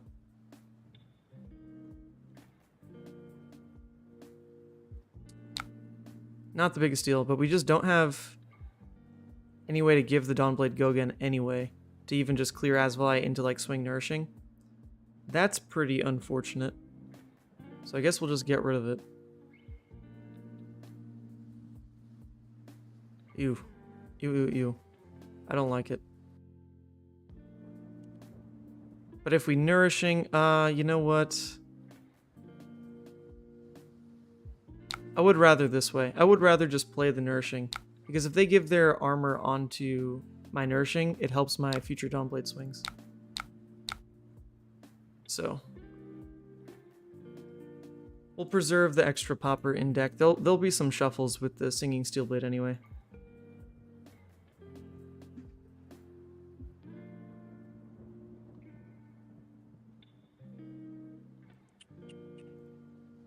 Preserving Red Threat. We're already down an Iron Song.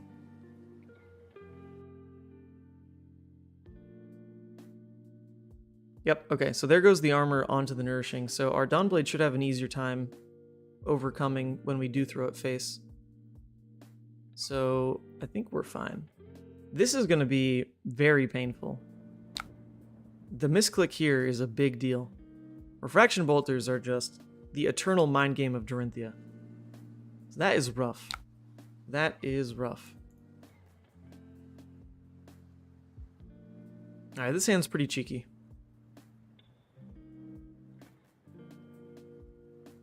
And he's only swinging a blue at us. Not bad, so his hand is pretty weak. We take this.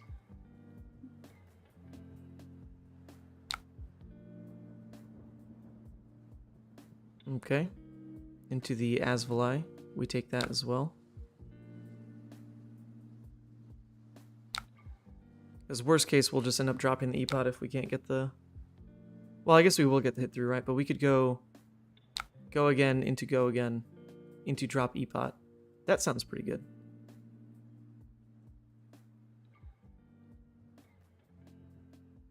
Sure. There's a reaction window when you hit... Yeah, there is. Okay, Jesus. There is a reaction window when you hit an ally. That's nice to know. That's nice to know. Wasn't quite sure. At least you can use it for like Asvali and Benserkai. Yeah. Well, and burn them all, but you know, it's not the most relevant. So I think ideally I'm kind of looking to just Dawnblade here. Potentially even Iron Song over. Just to get the counter, Glint, drop E-Pot, arsenal the new card off Glint. Sounds pretty good. Sounds pretty good.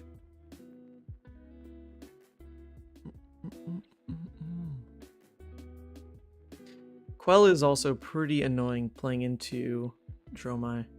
But overall, this matchup should be good. We're just not going to punt it. Not going to punt it. Come on. Okay, he blocks 9. That's interesting. We could Glint now just to drop the E-Pot, hold Iron Song. That's pretty low value for Glint, but I do want to just get the E-Pot out. I think we'll do it. We'll see what we draw. There's a chance it's like, you know, another Iron Song. That'd be pretty nuts. It's a hit and run. But, you know, it's a blue for next turn, so we're fine with this. We'll just play out the E-Pot. He did block with a Dracona Optimize, so that's cool. Don't have to deal with that big sucker. Get out of here. Plays a Passing Mirage. Our hand is really low threat. That's unfortunate. This at least is going to give our Dawnblade go again.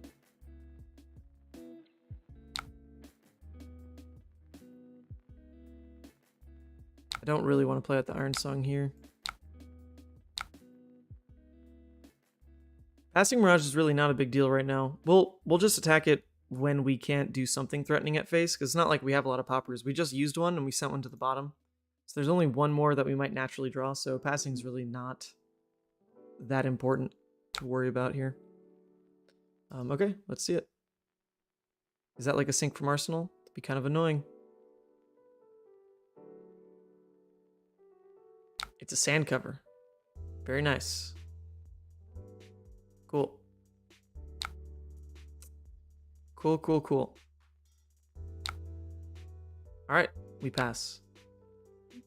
Man. Those Dorinthea plays. Yeesh. And Sarakai.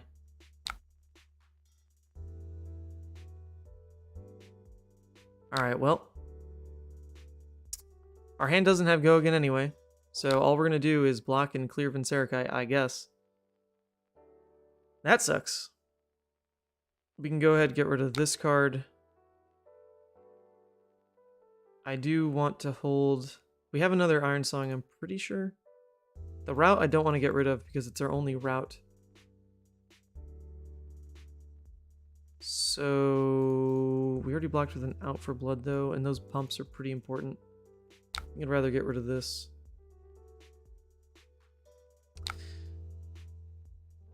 Oy, oy, oy. Oh, okay. Well, now it's really not a choice. We're just going to block this anyway. Clear Vinserakai. That's fine.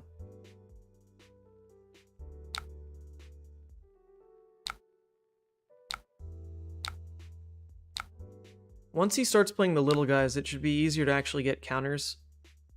The Vinserakai, though, we can't really leave. It's going to eat 2 cards from us every turn. So that one we do actually have to clear. Do have to respect that. But if he plays the little guys, we can start to ignore them. Oh, and there's Vinserakai again. On another hand with pretty high value cards. Alright. Alright. I get it. I get it. Man, none of these cards feel good to block with. That's for damn sure.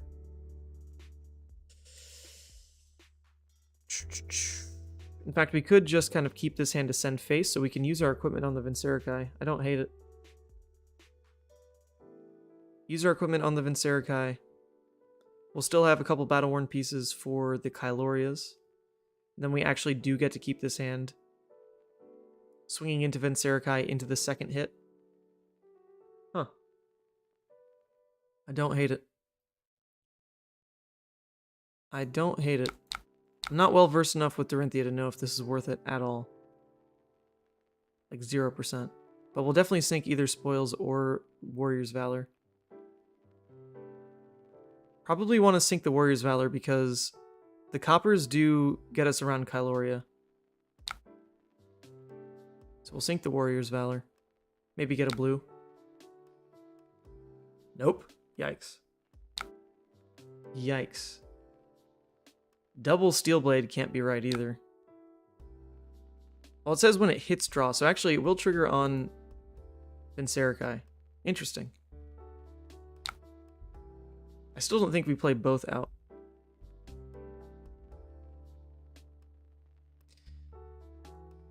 It would be Crack Epot. Steelblade. Crack Epot, Steelblade, this pitch feels pretty awful. No way Courage is worth cracking here. Oh my word. Oh my word.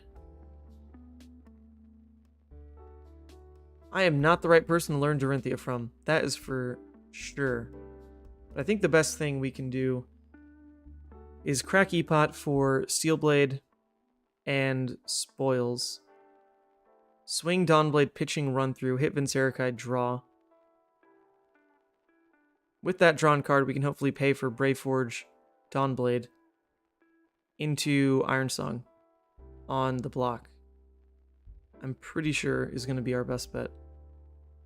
So we'll do that. Creating copper now gives us a little play around no, I guess it is better to swing Dawnblade now. Run through, though, means we pitch the spoils. Because the card won't have hit yet. That feels pretty bad. Ugh, God. This is just not right. This is just not right. It can't be right. There's no way. I guess we could pop Courage. Jesus Christ. Pop Courage. Then we Dawnblade, run through. Into this? No. Yeah. See ya, Fino. See ya. Alright, we're just gonna have to commit. We're just gonna play the spoils. Feels pretty bad. Feels pretty bad.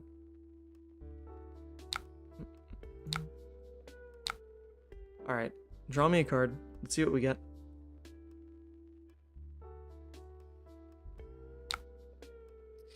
Seven damage wasted into Vincerikai. Into not drawing a blue. Interesting. But at least singing Iron Song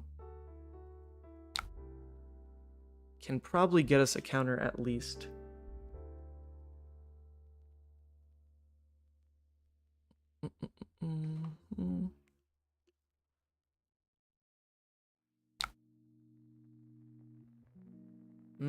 All right. I mean, for now we can just throw the Iron Song.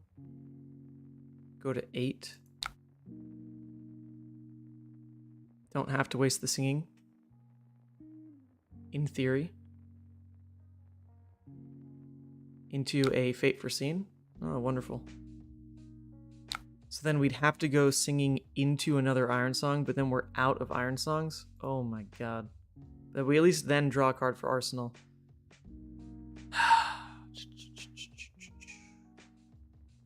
We'll do it. We're about to get blown out by another defense reaction though, like 1000%.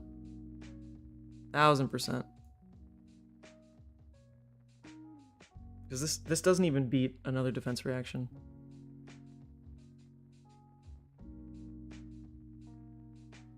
Oh god. Here it comes, defense reaction. Come on. Come on, just show me another one. Show me sand cover.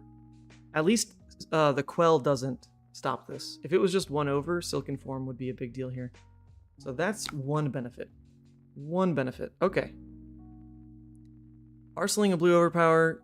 You know, we could hope it's a better card, but at least it's a high value blue. And we drew all yellows. Well, that's not great. Drawing all yellows with the overpower. Oy. Game. Yeah, well, we're not blocking the dust up.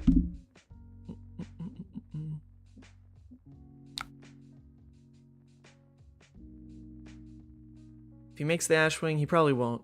Yep, just making the Ash. Makes sense. Makes sense.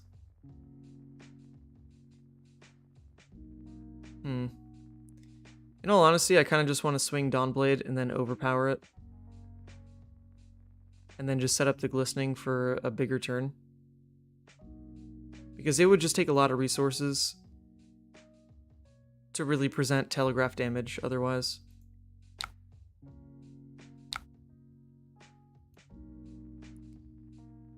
So we'll go like this. Still leave ourselves open to playing the singing if we really want to, or just the overpower. I'd prefer the overpower to just get it out of Arsenal. But we'll see how tall they go. He goes for 8. This gives it exactly +4. So that won't quite cut it. If we go for singing... Yeah, we can go for singing plus like another pump card.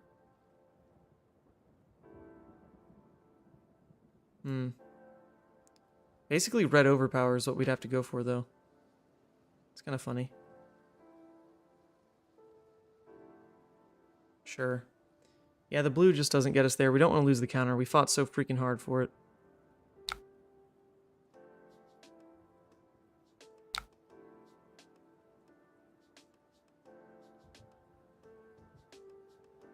The other thing we can do is just go for kind of one of our generic 1-for-3s. into dumping both of these into the overpower as well, in case he does have the defense reaction. That's when I'm going to do it for sure. Or just go for the red overpower now. Bump up by 6. Go to 11. Still gets ruined. I think we'll go for the red overpower.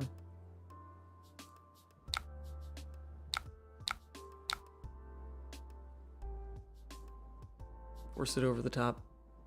Just to keep one counter. This is really probably not worth it. And he has the sync anyway. Yeah, not worth it.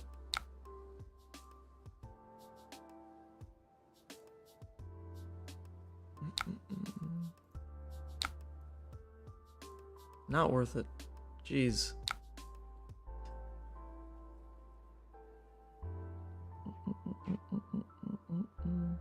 Alright. If we at least play the hit and run, he has to respect blocking somewhat. If we play the Warrior's Valor, then he has to respect over blocking. So we'll go for the blue. And then we could just, you know, overpower anyway. Off this next blue. Into Dawnblade at him. I'm getting used to the background music, not bad. It's only okay on my end. It definitely, it's not that exciting because it can't be real music, you know? It has to be music that doesn't get copyright striked, because YouTube can take down the video. And that's annoying. That's definitely not the most fun to have to deal with that.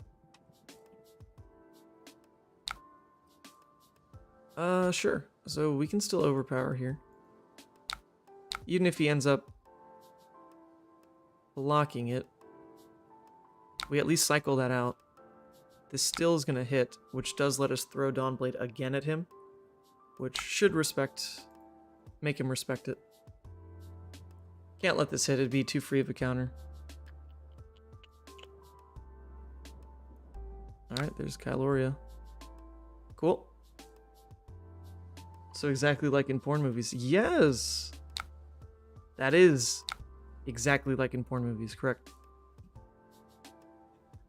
It's gotta be that just like lo-fi, techno, whatever that they put in there. What is this hand? This hand is a double run-through hand. Not great.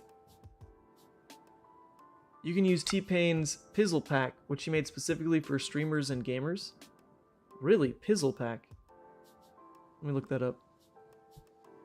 T-Pain Pizzle Pack. Alright, we're gonna click on it. Alright, those are the new jams. Let's see how they work. Yeah, we're not blocking this. I kind of would prefer to, there we go. That might be a bit too loud, 1 second. Prefer to let these little dragons stack up so we can actually build counters off them easily. So, we'll go that route, just ignore the Asvali. This dude will probably just not play another dragon, honestly. In all honesty. Come on. It's so easy to clear, though. It's so easy to clear. Yeah, whatever. I'm gonna do it. I'm gonna just clear it.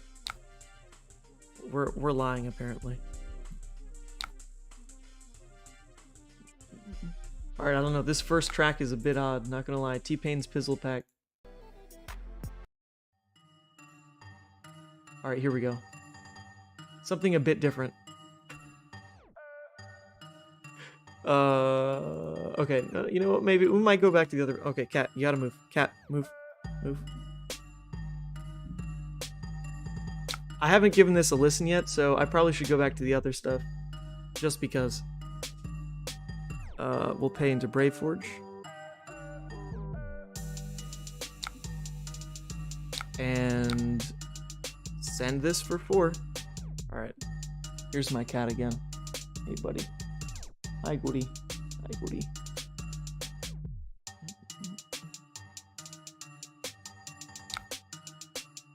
Now I'm gonna go back to the lo-fi. I was getting used to it.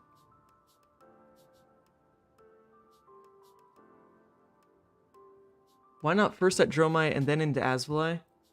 For guaranteed counter if no block or poor block. Oh, that's super true, actually. See, there you go. I don't think about this matchup ever. But that is probably the right way to do it.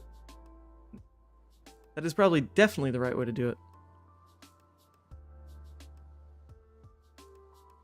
Sure. Get a counter. But if this dude does just dump his hand, then, you know, Asvali will just sit there and taunt me. Oh, it's going to be a long uphill battle until we're out of these defense reactions. So far, we've seen Sink, Sink, Fate, Fate. There are two more. There are two more. Two more unfun cards to play into as Dorinthea. Also, he's running Sand Cover. And that is terrifying as well. We've seen one Sand Cover. And who knows if he's on Oasis. But he could also be on Oasis.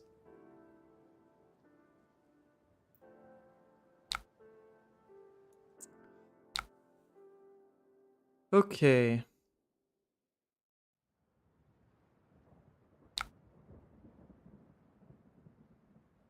Sure. I mean, we can lead this into at least Command and Conquer. Maybe a singing play. Most likely not, but...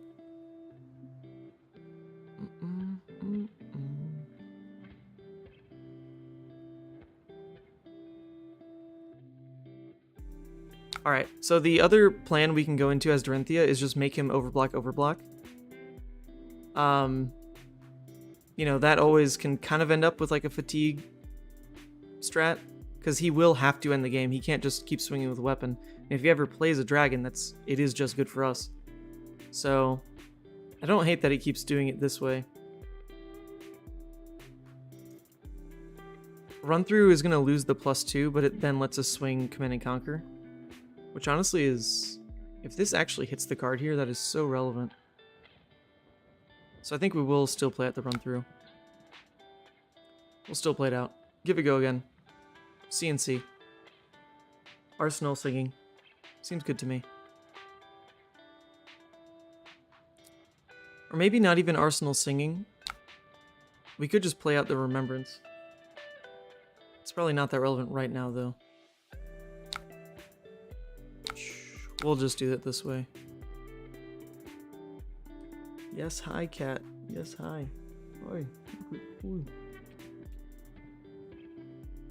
Alright, he lost. No, he just played out the sigil. Oh, well, that was great. The one CNC will probably play this game. Did pretty much nothing. Wonderful.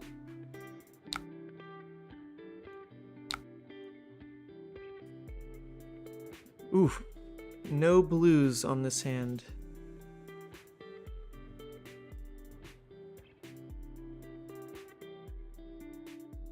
Yep, he shouldn't make more than one Ashwing. If he makes more than one Ashwing... But, I mean, it's kind of good, though. We don't want to kill this Ashwing. We want to just let the Ashwings persist. If we take one a turn, it's fine. But as soon as there's multiples, or any other dragon, we just get a counter now. So he'd been pretty patient on playing him. But, yes, hi, cat. Hi, cat. Yes, hi. Hi. Okay. Unfortunately, our turn can't pay for much. So does that mean we pop Courage? He doesn't have Arsenal. So he will have to play into Reprise. So it could be a Courage turn. I don't hate it. I don't hate it. But we really don't have many reactions to pull anymore.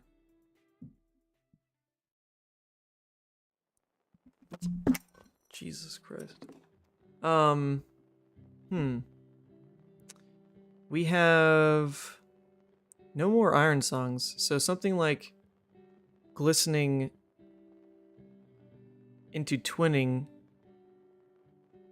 doesn't even feel great. Glistening, Courage, Dawnblade into Singing for Twinning doesn't even feel great because we can't really pump very high with any of this. If we just Steel Blade... Ugh. Man, this hand needed a blue. This hand needed a blue so bad. So I think we'll just wait a little bit and not force a hand like this. No need to force a hand like this. We'll just make him scared. Make him scared. Levia sleeves. When could we buy some? Next time that I order them, which I can't order them right now because I need to be careful with money just in case the FedEx thing doesn't pan out. If the FedEx thing doesn't pan out, then I really can't afford to just spend money on the sleeves in the off chance they don't return value. Because last time I bought them for 28 a pack, basically. 28 a pack, and then sold them for 30. And by the time of shipping and all that, it was probably like not even really worth it. Honestly. Probably not even really worth it. Alright, that's his third Fate Foreseen. We don't hate it. We don't hate it. We don't really want to punish this hand, because like I said, it doesn't pay for enough. We'd rather... No. It's not worth it. Not worth it. I think I should overpitch the route, actually, on this. Overpitch the route, because now we're really hoping to draw like a blue and a go again card. And if we don't draw that, that's terrifying.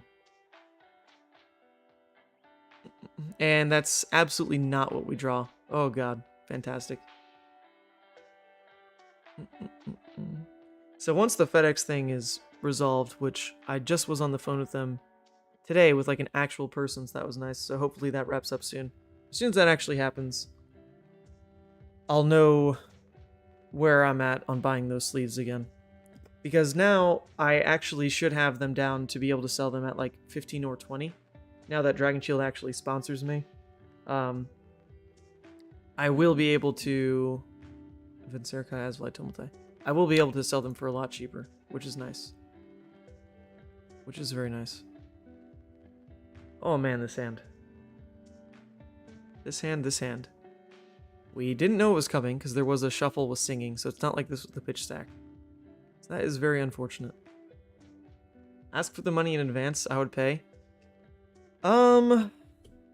I could, but I don't know, that feels a little icky because those things can take a long time to come through.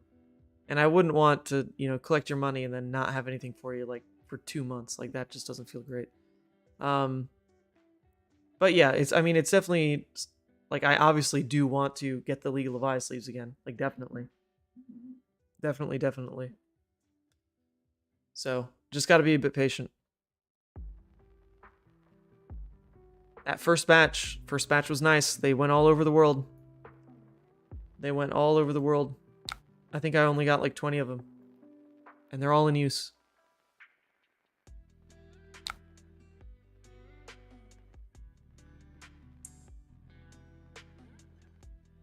Well, the most damage my hand can deal is if I actually just throw the erase phase at them, which is pretty sad. He just shuffled in all those dragons. So now he's pretty much trying to be on the offensive with dragons since he's out of the defense reactions, almost completely out. One more sync. So holding poppers can actually be relevant for once. So that means this could just be my clear passing Mirage turn. Not worry too much about it. Just clear passing Mirage. Since I actually have the popper. Ugh. Terrible. Terrible. And we drew another red. Also not great. Just completely stumbling. And now, blocking with these reds also really threatens our ability to close the game. Because he can start counting down our threat pretty easily. So losing red on a block like this would feel terrible. God, the Null Rune Boots was just such a misclick. Ugh. But if that's all he does, we get one more shot to clear, I guess. Sure. We'll slow down. You gave 2 stickers to my kids. They lost one. I kept the other. Nice. Oh, were you you were at Nationals and you had the 2 little girls? Was that you? That were photographed in that like amazing picture. 2 kids just like drafting. Was that you? Okay, we drew another red. Wonderful. O deck. Not like this deck. Or not Nats, yes. Lille. Lille. Not Nats, Lille. Yes.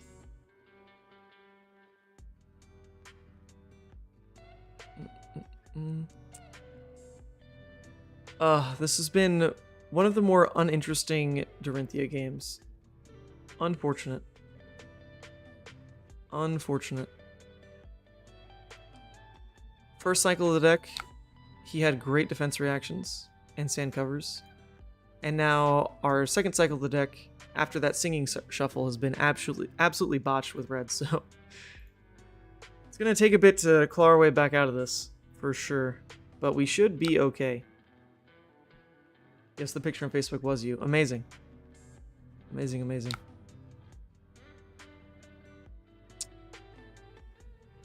Ay, ay, ay.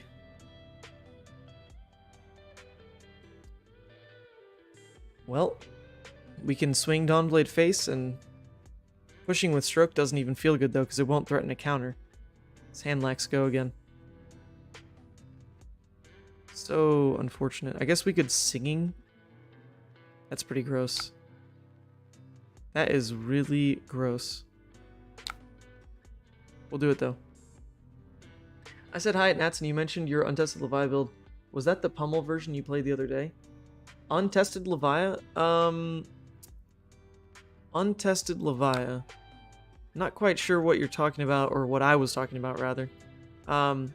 If you mean the deck I was playing at the calling, then yes, it's like the pummel hybrid Levia.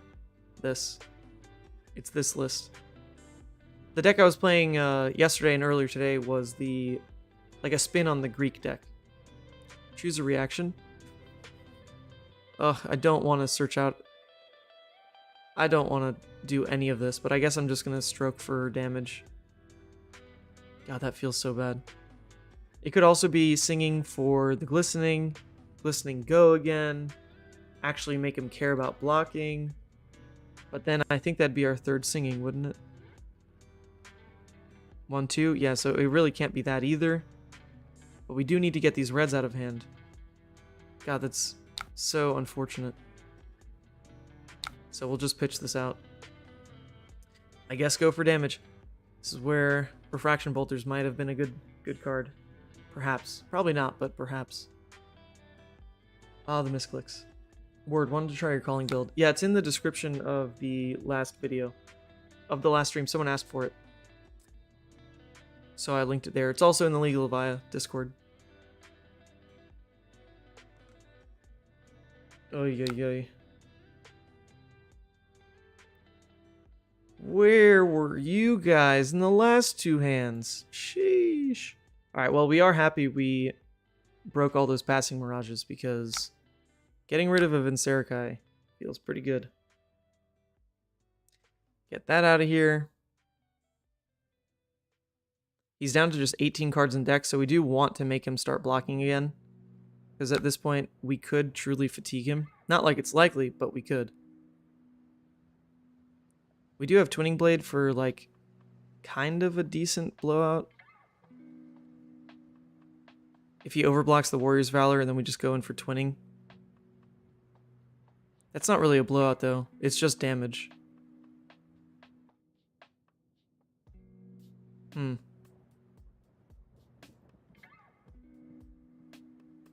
So yeah, I mean, we will still play it, I guess.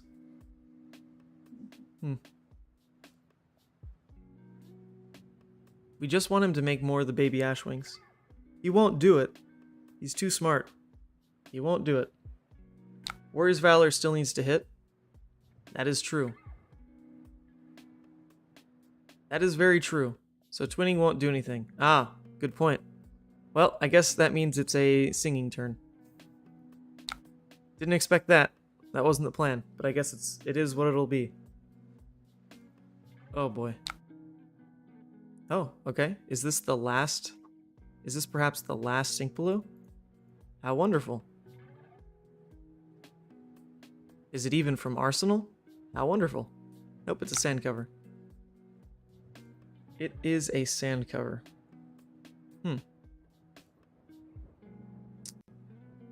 So singing won't be worth it because he could just quell. Twinning won't be worth it, so that's just going to be it. That's just going to be it. He has one more sink, one more sand cover. One more sink, one more sand cover. Come on.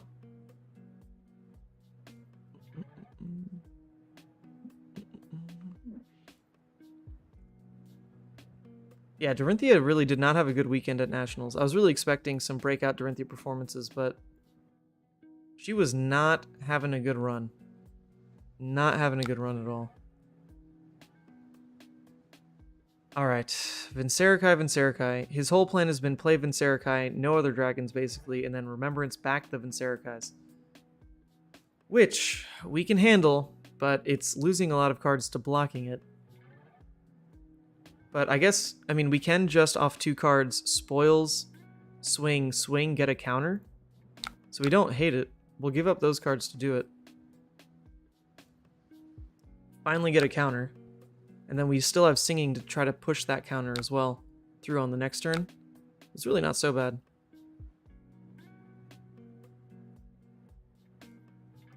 And we can hope that his turn is a bit of a blunder on drawing defense reactions that he won't need this turn. Dora's my favorite, but honestly, if you know what she's doing, she's going to get crushed. And that's just always going to be true for her. Oldhim is miserable, not even full fatigue. Was at 3. Yeah. She really...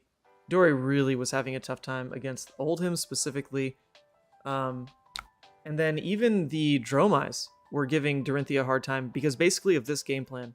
Like, I think at first it was just, oh, Dromai gets to roll Dorinthea gets to roll Dromai because she's just going to build counters off of the Ashwings and all that. But this Dorinthea matchup is pretty much going the way the Dromai needs it to, which is just not really playing dragons. And then it gets a lot harder. It definitely gets a lot harder because the deck is very naturally defensive. Because I was watching Fino versus Josh Lau. And Fino was on Dromai, and Josh, absolute, Dorinthea god, and he lost to Fino, mostly because the deck plays very face up, It just isn't that exciting for a player who knows what to do against Dorinthea. That's just Fino. Fino definitely knew what was up. Alright, so actually the Nullrune Boots misclick have play here. Because I can actually prevent Arcane. And it's 4 life, which we have a counter for, so we can go ahead and try to kill it. We can Blade Flash in reactions. Or I guess Quicksilver in reactions. And Sharpen Steel on the next swing. So there are things we can do with this hand, so we won't worry about the Arcane yet. But we might. We might at some point. Cool. So we do get to keep our counter. Always nice to know.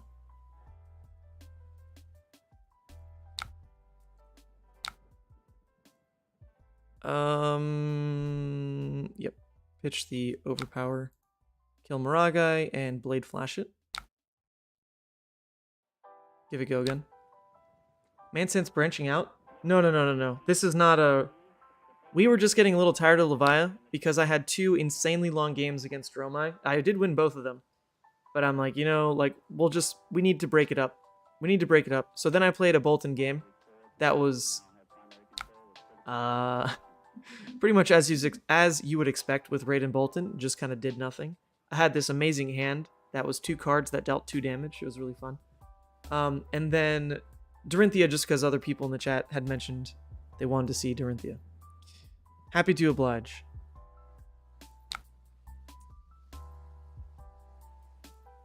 Do I want to pay for it? Probably, because I'm out of the Iron Song, so anything I get is going to cost anyway.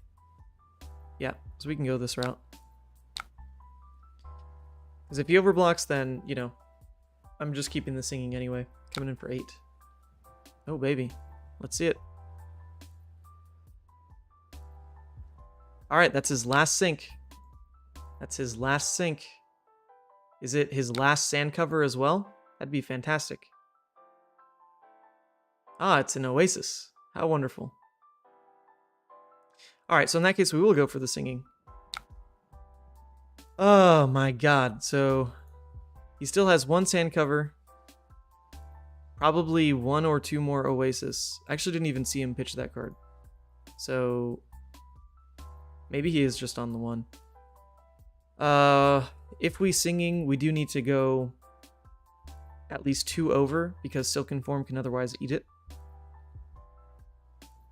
But this is pushing for a second counter, so I'm willing to go for it. I am willing to go for it. We are really running low on pumps, so it basically has to be stroke. We'll take it. And we'll play it. And if we get blown out, we get blown out. That's alright. That can stay on top, sure. Alright, come on. Let's see it. Do you have another sand cover, another Oasis? Come on, buddy. No, he doesn't. Alright, 2 counters on Dawnblade. We're in. We can pretend. Nice. And we have a go again hand. Wonderful. And he's playing a dragon, so we get to keep our counter. Alright. I think if there's a world, it's this kind of world. The world we win. And a dust up, though. You definitely don't want to block with this. Maybe we even don't care about clearing Dromai. I kind of do care about clearing Dromai, though. But being able to launch this at face would be terrifying. This only cares about hitting a hero, though. So throwing it at Dromai won't gain an extra counter. That's unfortunate. But at least this is our go again. We can try to blow out with twinning as well. So our cost curve is going to be this, this, this. And if we play twinning, then we can't afford the other Dawnblade. So is it a courage turn then? No, because I guess if we play Steelblade, it's going to hit into the Dromai. I just don't know. We're getting to the point where we're so blue-centric, we probably don't have to use courage. I don't think we use courage on this hand. So I can block this and feel pretty fine about it, I think. This was a misclick anyway. It should have been Tunic.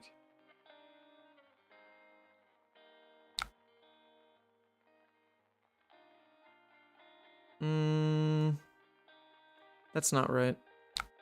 We'll just let it hit. With the Glistening and Supremacy? Yeah. So then, do we actually kill Dromai, or do we just go face? Time to be brave? Yeah, I mean, we have to. We're not going to win off this, but, you know, our sword is getting big. Our sword is getting big.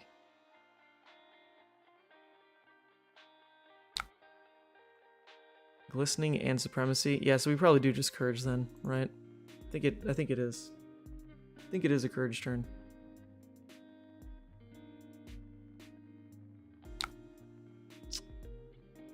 Steelblade. Glistening. Go face. He throws the entire hand. We twinning it. We hit again. I mean, that's really not that impressive, though. Push a twinning blowout. But it's not actually a blowout. Because it's just one attack landing, and he gets to stick the dragons. That's really not a blowout. In theory, it's 2 more counters, but then, you know, all this is still sitting here.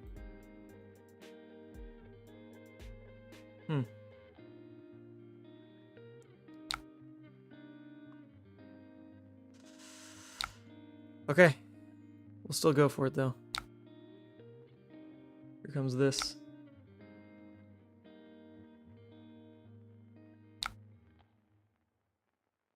Into Dromai.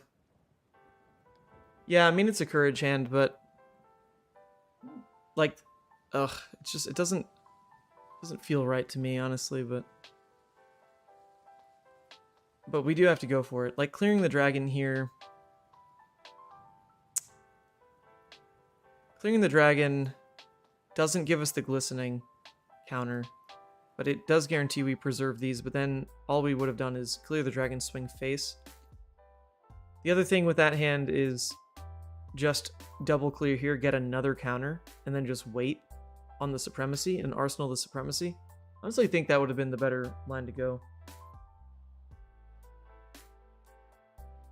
It gives him the full 4 when we're at 9, but then we go into our turn with supremacy and 3 counters on Dawnblade with him at no dragons.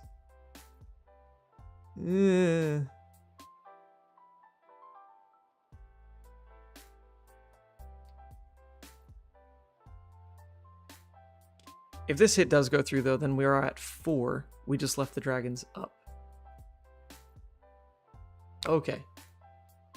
Sure. So now it definitely will hit. It definitely will hit now. That's nice. That's nice to know.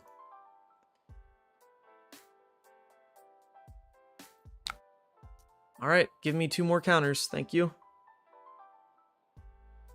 Oh, no, it's not 2 more counters. That's right, because it didn't actually hit twice. And then we do get to Arsenal the Warrior's Valor, which is a good one. It's a red. Problem here is we are hurting. We are hurting for life.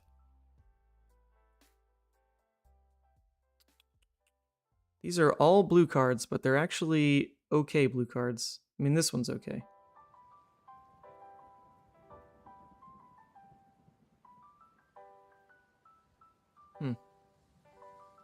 Yeah, because we're going to just now clear the Dromai and then throw face, for sure. So we can go ahead and block, I guess, with the... We don't want to use the Warrior's Valor in this turn. We'll just play the hit and run, give it go again, swing into Dromai, pay here, into swing face. So we can do that all off of a blue. So we actually should have soaked the Arcane. That's my bad. We should have soaked it.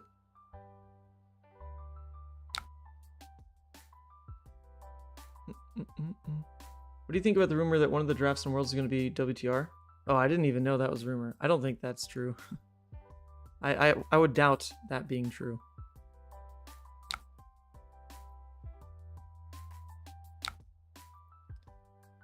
What's up, Drew? Good to see you at Charlotte as well. Who started that rumor? I've never heard that.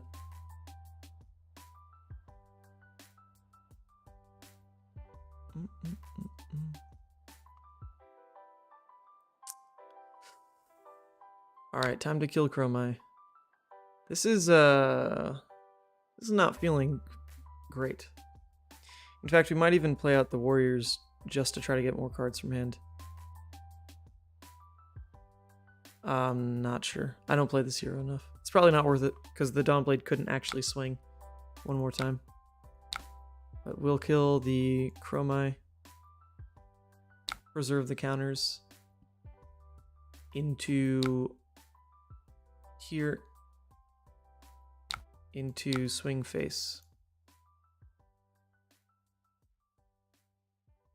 Now, Dromai, to kill the Ashwing and Dromai here, I mean, my win con in a way is to kind of run him out of cards. So he's not going to block this. Does that mean if I glint and I draw a twinning, I win? Basically. But that's a lot of hopium. Copium. Playing Dory for fun. Oh no, this is all for fun. There's just to spice it up. I played a bunch of games with Levia and was just honestly getting a little done with it. Played 2 really long games against Dromai, funny enough, and then we play against another Dromai. But 2 really long games against Dromai as Levia. I won them both, but it's just, you know, wanted more variety than that. So if the variety isn't going to be in my opponent's end, I decided to switch it up on my end. So we played a Boltyn game, we played a Dorinthea game, and no, they are not actual testing for anything. It's just to spice it up. Just to spice it up. All right, we probably lose. And the next card wasn't going to be twinning anyway. So there we go. He is going to hit the Null Rune, just in case. That was my potential out.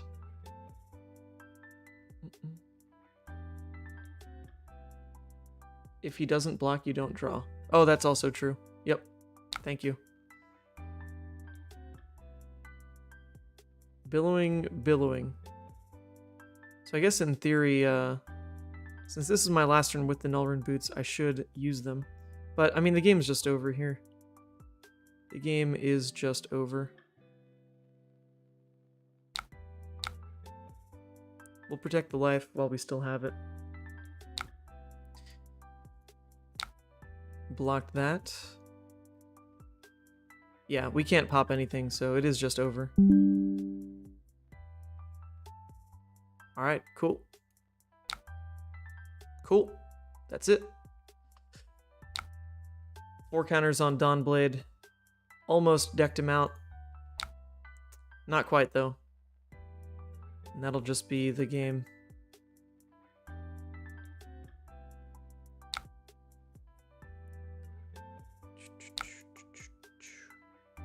Yeah, we are out of poppers, so it's not like we win next turn either. We don't actually just die, but we are dead. We are just dead. There is a Remembrance in our deck, but it's going to be too late.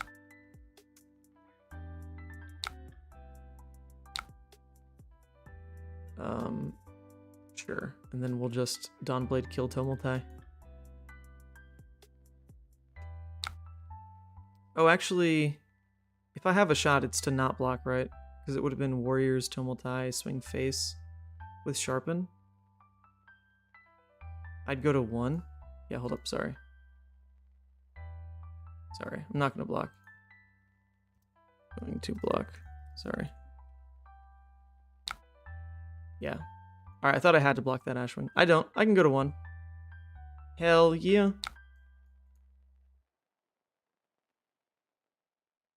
Oh, alright. Never mind. We do have to block the Ashwing. He had Silken Form. Wonderful. Wonderful. And there goes the game. Goodbye, game. You were alright. You were a solid alright game.